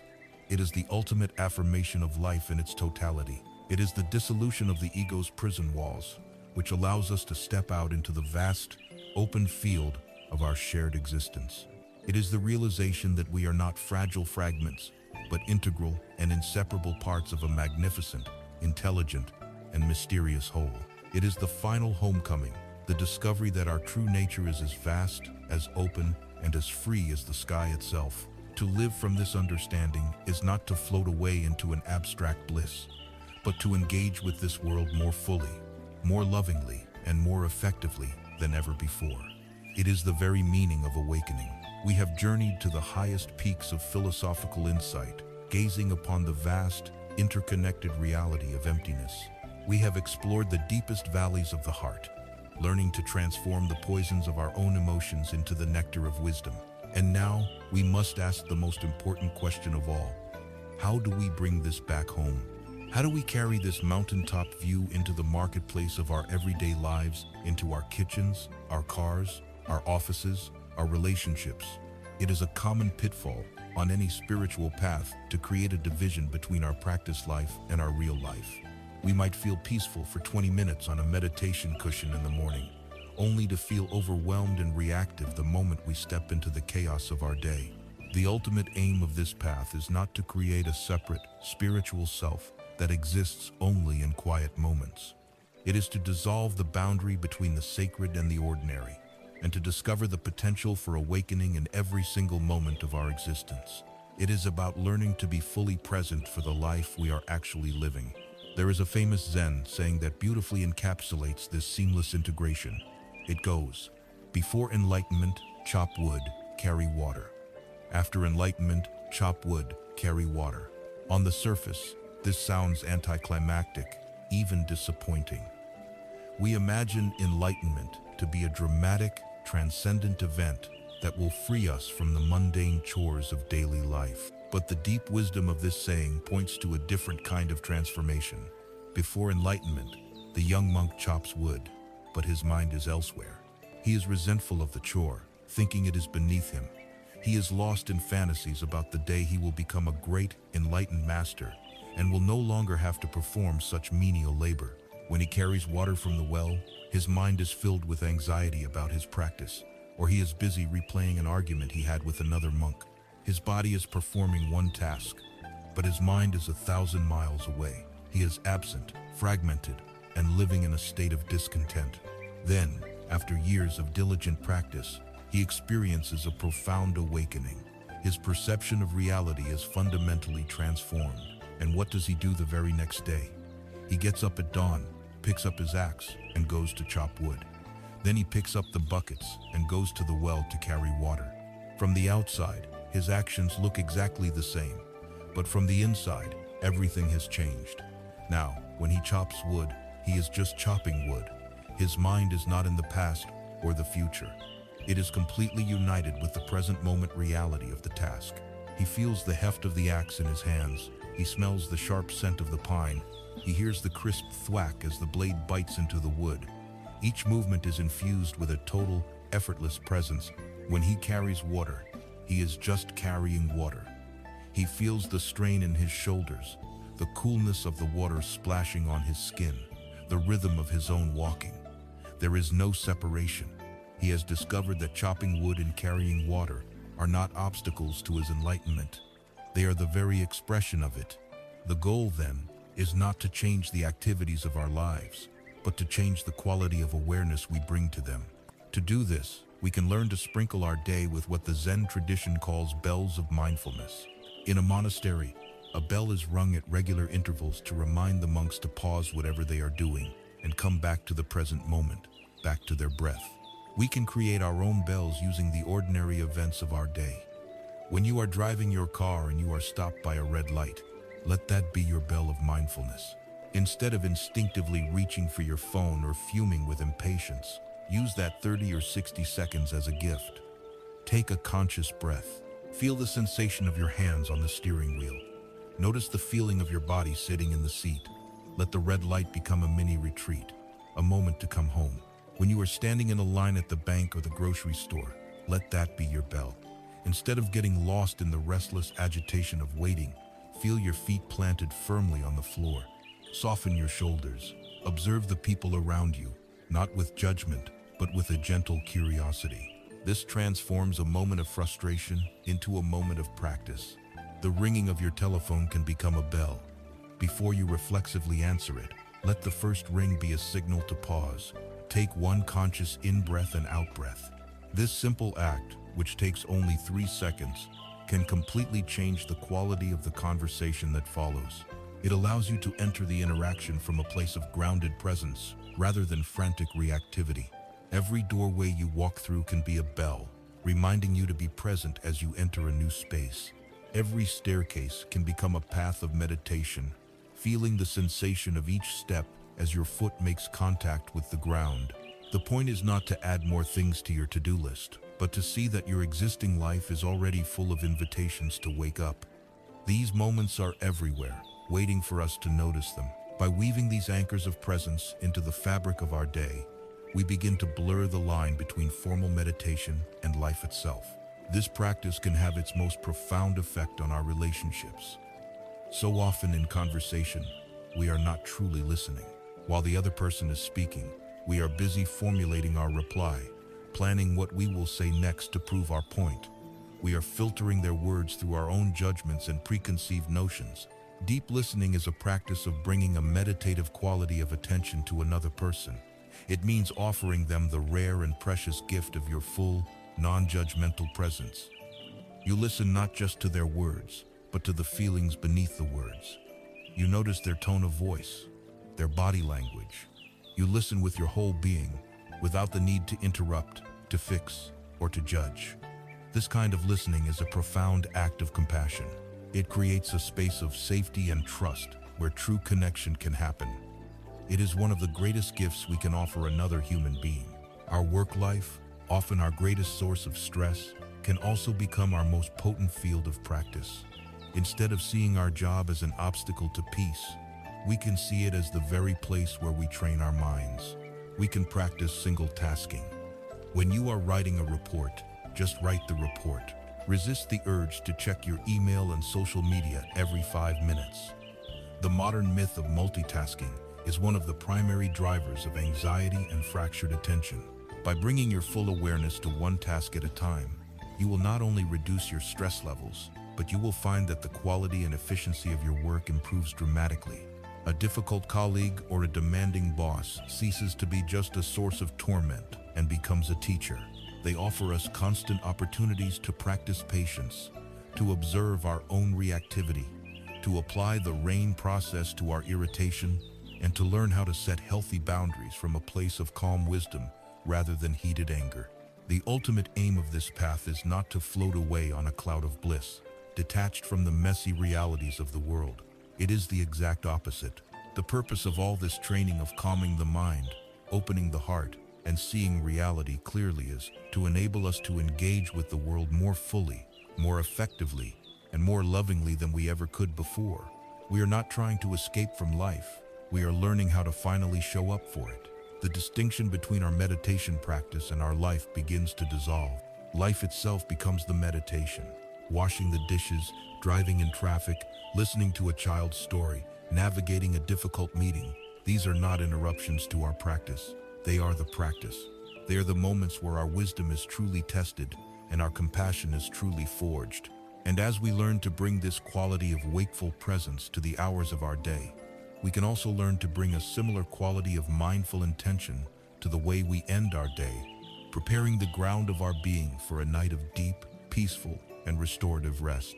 Having learned to weave the practice of mindfulness into the fabric of our waking hours, we now approach a most sacred and often neglected transition, the passage from the world of doing into the world of being, from the activity of the day into the great mystery of the night. For many of us, this transition is not a gentle slope, but a jarring cliff. We immerse ourselves in the stimulating, agitating energies of work, screens, and worry, right up until the moment we turn off the light. And then we lie in the darkness, wondering why our minds refuse to be still. We treat sleep as a battle to be won, or a problem to be solved, rather than a sanctuary to be entered. The wisdom of this path teaches us to approach our rest with the same skill and kindness we bring to our day. To do this, we can create a gentle evening ritual, not as another chore on our endless to-do list, but as a profound act of compassion for ourselves. Think of your mind as a room. Throughout the course of a busy day, this room becomes cluttered. Papers of worry are strewn about. Dishes of unfinished conversations are left on the table, and the dust of countless minor irritations settles on every surface. To simply turn off the light and try to rest in such a chaotic room would be difficult. A bedtime ritual is the conscious and loving process of tidying this inner room, of putting things in their proper place, of turning down the lights softly, and of closing the door gently on the day that has passed, creating a serene and welcoming space for deep, restorative peace. The first step in this sacred transition is the great disconnection. This is the creation of outer silence, a deliberate stepping away from the primary sources of agitation in our modern world, our electronic devices. The science on this is clear. The blue-tinted light emitted by our phones, tablets, computers, and televisions is a powerful signal to our brains.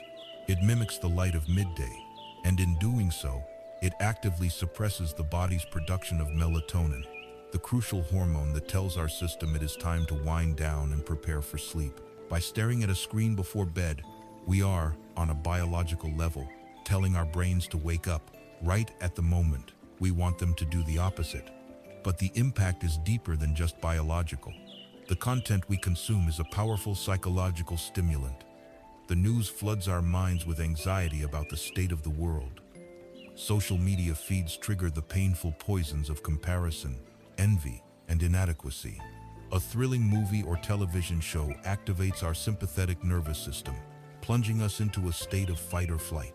We are pouring gasoline on the fire of the monkey mind and then commanding it to be still. Therefore, the first act of kindness in this ritual is to declare a digital sunset.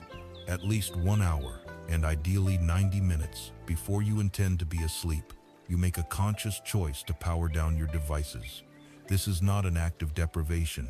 It is an act of liberation. It is you, the wise gardener, choosing not to plant seeds of agitation right before you wish for a harvest of peace. What do you do in this newly created space of quiet? You fill it with gentleness. You could take a warm bath with soothing scents.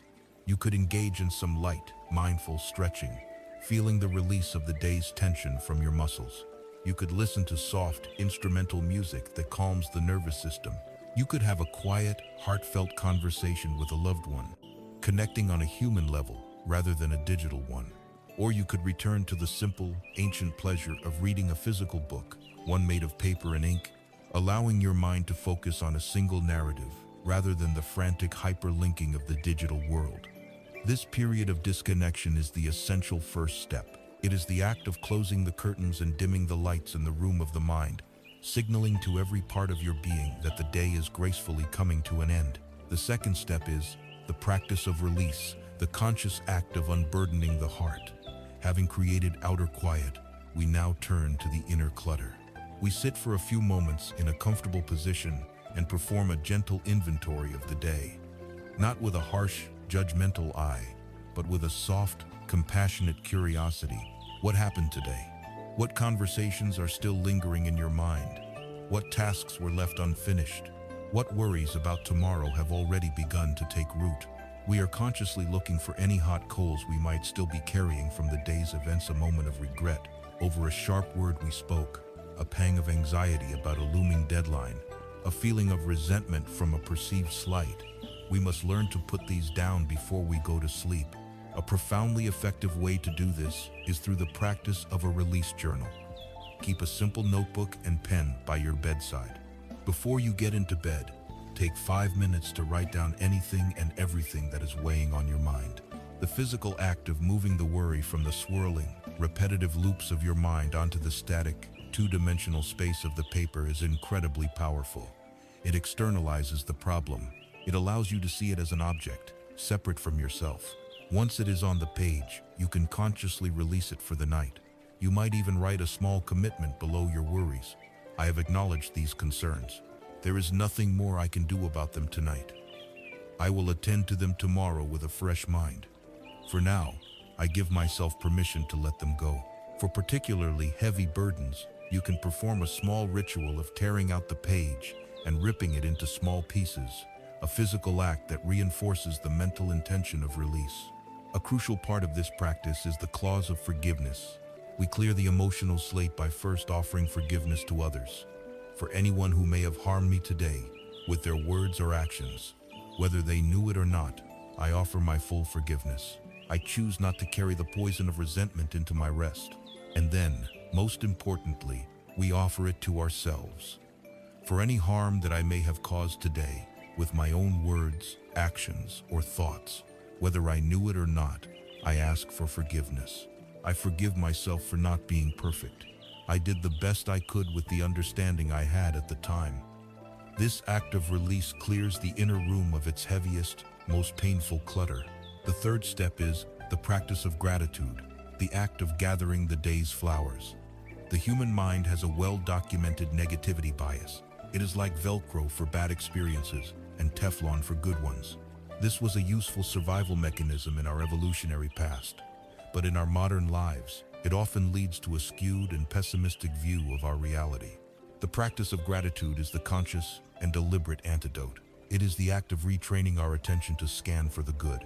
Before sleep, take a moment to recall at least 3 specific things from your day for which you are genuinely grateful. The key here is specificity. It is not enough to say, "I'm grateful for my job." Go deeper. I am grateful for the specific moment of connection I had with a colleague during our conversation this afternoon. It is not enough to say, "I'm grateful for my family." Recall the specific sound of your child's laughter or the feeling of a hug from your partner. The moments can be exquisitely small. The taste of your morning coffee, the comfort of your favorite sweater, the beauty of the setting sun for a few brief moments, the simple, miraculous fact that your body breathed for you all day long without you having to do a thing. As you bring each of these small moments to mind, try to feel the genuine emotion of gratitude in your heart. This practice is not about pretending that the difficult things didn't happen. It is about acknowledging that even on a difficult day, there are still moments of grace.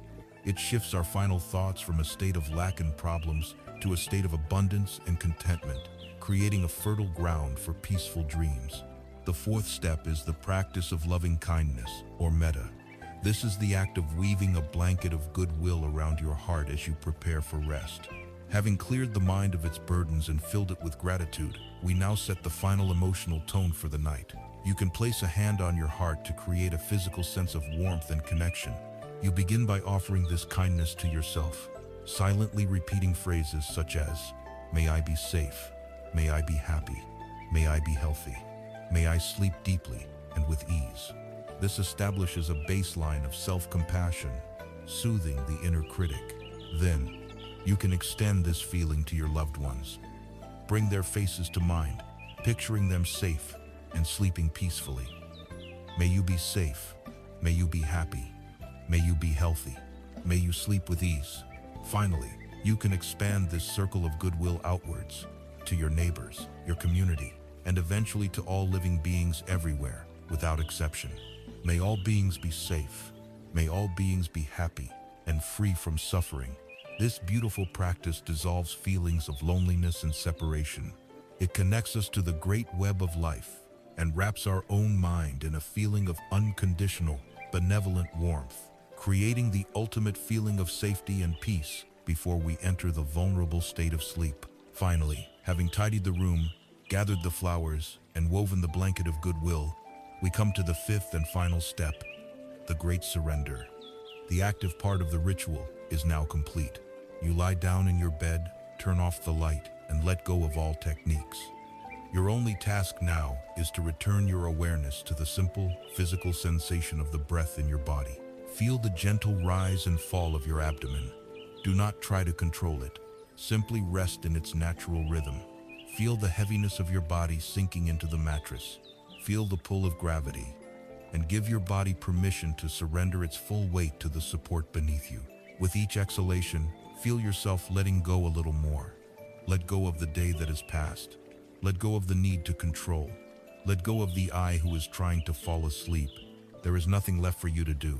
You have skillfully and lovingly created all the conditions for peace. Now, you must simply trust. Trust in the deep wisdom of your body to find the rest it needs. Trust in the great mystery of the night. You are not entering a battle against insomnia, but a vast and welcoming sanctuary of peace. The journey through the long watches of the night has ended. The first, faint light of dawn begins to trace the edges of the window frame. This moment, the universal moment of waking, is one we experience every single day, yet its quality can be profoundly different. It can be one of two very distinct awakenings. There is the awakening that many of us know all too well. It is an awakening into anxiety. The moment consciousness returns, it is immediately hijacked by the monkey mind.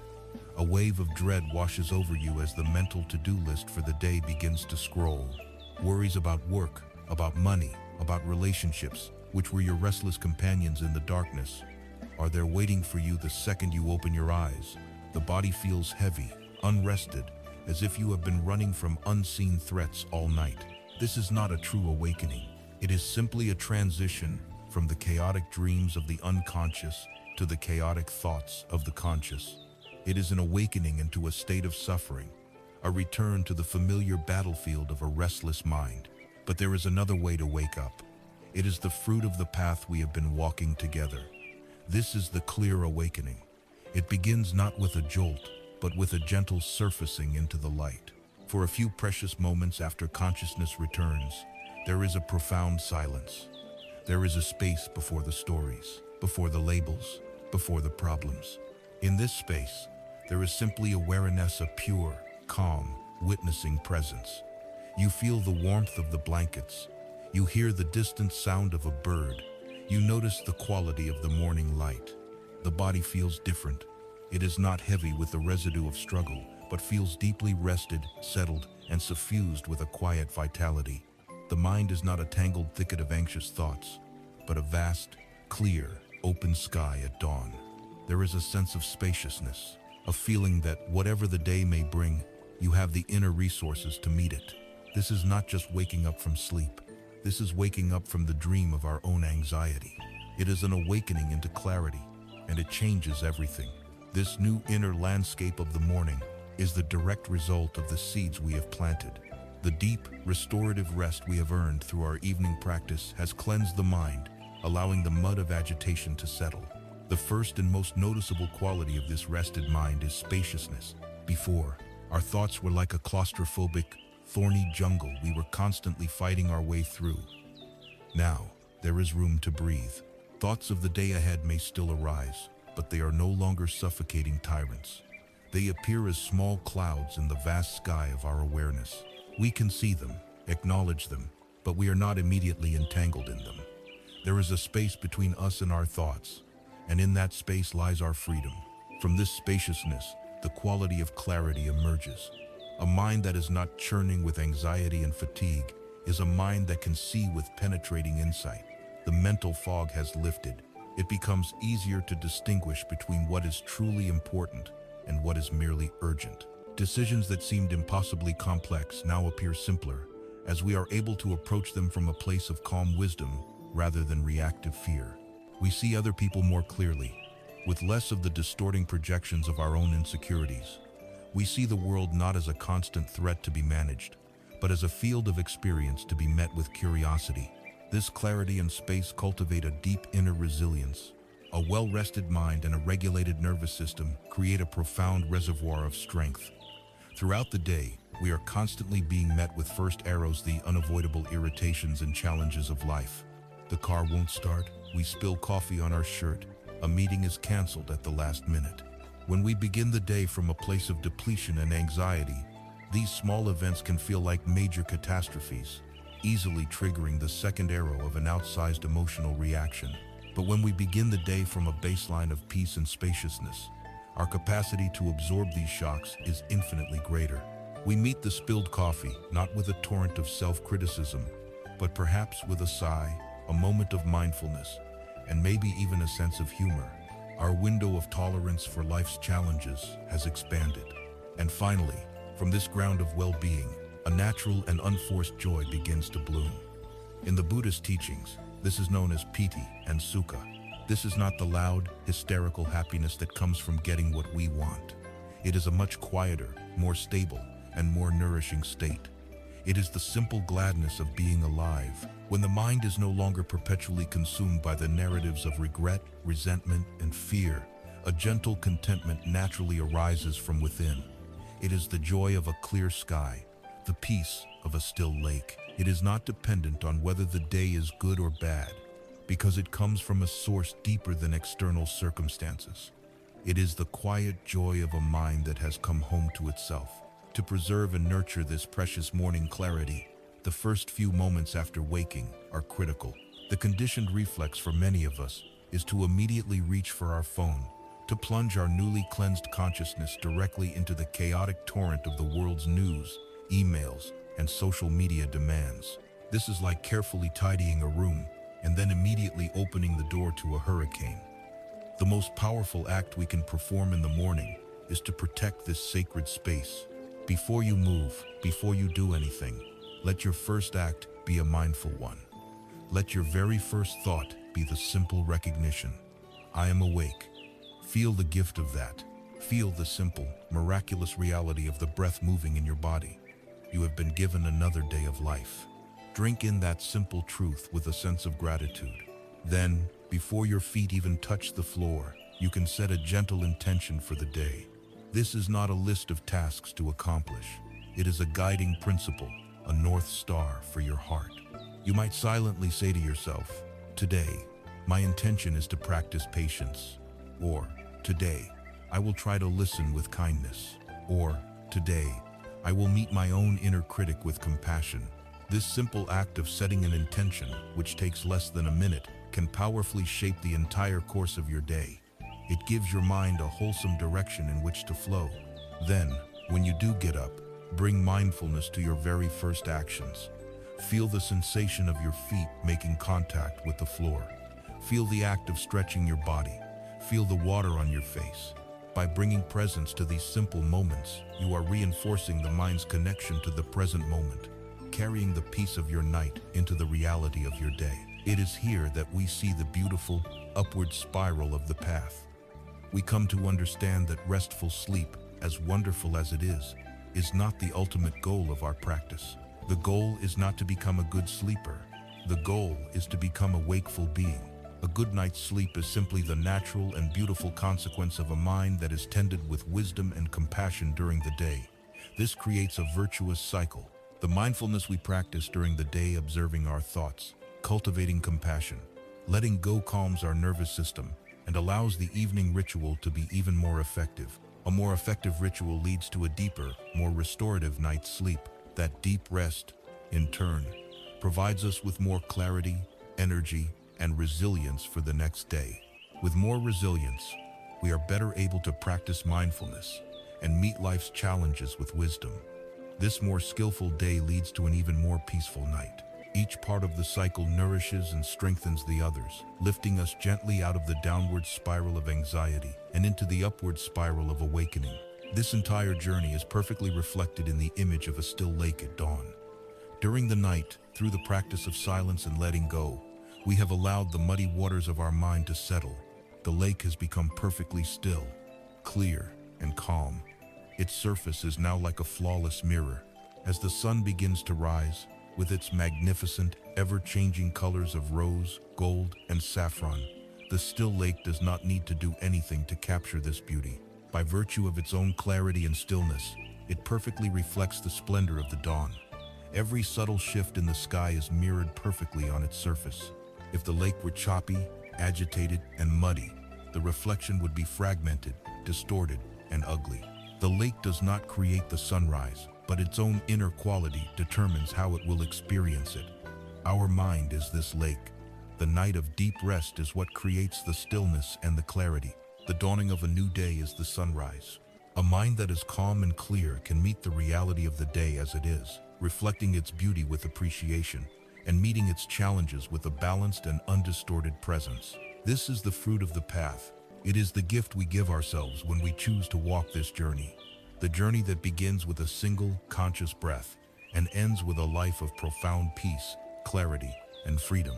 The journey does not end here. It begins anew, with every moment, with every breath. We began our journey together in the dark, in the quiet desperation of 3 a.m., a time when the mind is a storm and the heart is a battlefield. We started with the honest recognition of our own restlessness, giving a name to the chattering monkey mind that pulls us from the past to the future, robbing us of our peace. From there, we walked a long and steady path. We found the courage to look directly at the nature of our own disquiet. to understand the universal truth of dukkha, not as a pessimistic judgment on life, but as a clear and compassionate diagnosis. We traced the source of this disquiet to its root, to the endless, saltwater thirst of tanha, the craving that can never be quenched. With this diagnosis in hand, we began the work of liberation. We gently deconstructed the very idea of a solid, separate self. Discovering the freedom of anatta, we learned to embrace the universal dance of existence, the liberating truth of anicca, or impermanence. We found our anchor in the storm, the simple, profound, and ever-present reality of our own breath, and discovered the ultimate refuge in the sanctuary of the present moment. Along the way, we learned to become the sky to our own mental weather, to garden our own minds with diligence and care, to transform our poisons into medicines, and to see through the illusion of separation into the deep, interconnected truth of our shared being. We learned to walk the middle way of balance and sanity, and we learned how to prepare our entire being for the sacred act of rest. The ultimate message of this entire journey is this: peace is not a distant destination you must travel to. It is not a prize to be won after a long and arduous struggle. It is not something you will find when you finally solve all your problems, get the perfect job, or fix all your relationships. Peace is a capacity within you. It is a quality of heart, a skill of mind that can be cultivated right here, right now, in the midst of your life as it is. It is the inherent stillness of the lake that lies beneath the choppy waves. It is the vast, open sky that is untouched by the passing clouds. It has been here all along, waiting patiently for you to come home to it. The tools are now in your hands. The path has been illuminated. The power to change your reality, to calm the storm within, and to awaken to a life of clarity and freedom does not belong to a teacher or a tradition. It belongs to you. The journey of 1,000 miles begins with a single step, and the journey to a lifetime of peace begins with a single, conscious breath. Take that breath now. The journey has already begun. May you be peaceful. May you be happy. May you be free.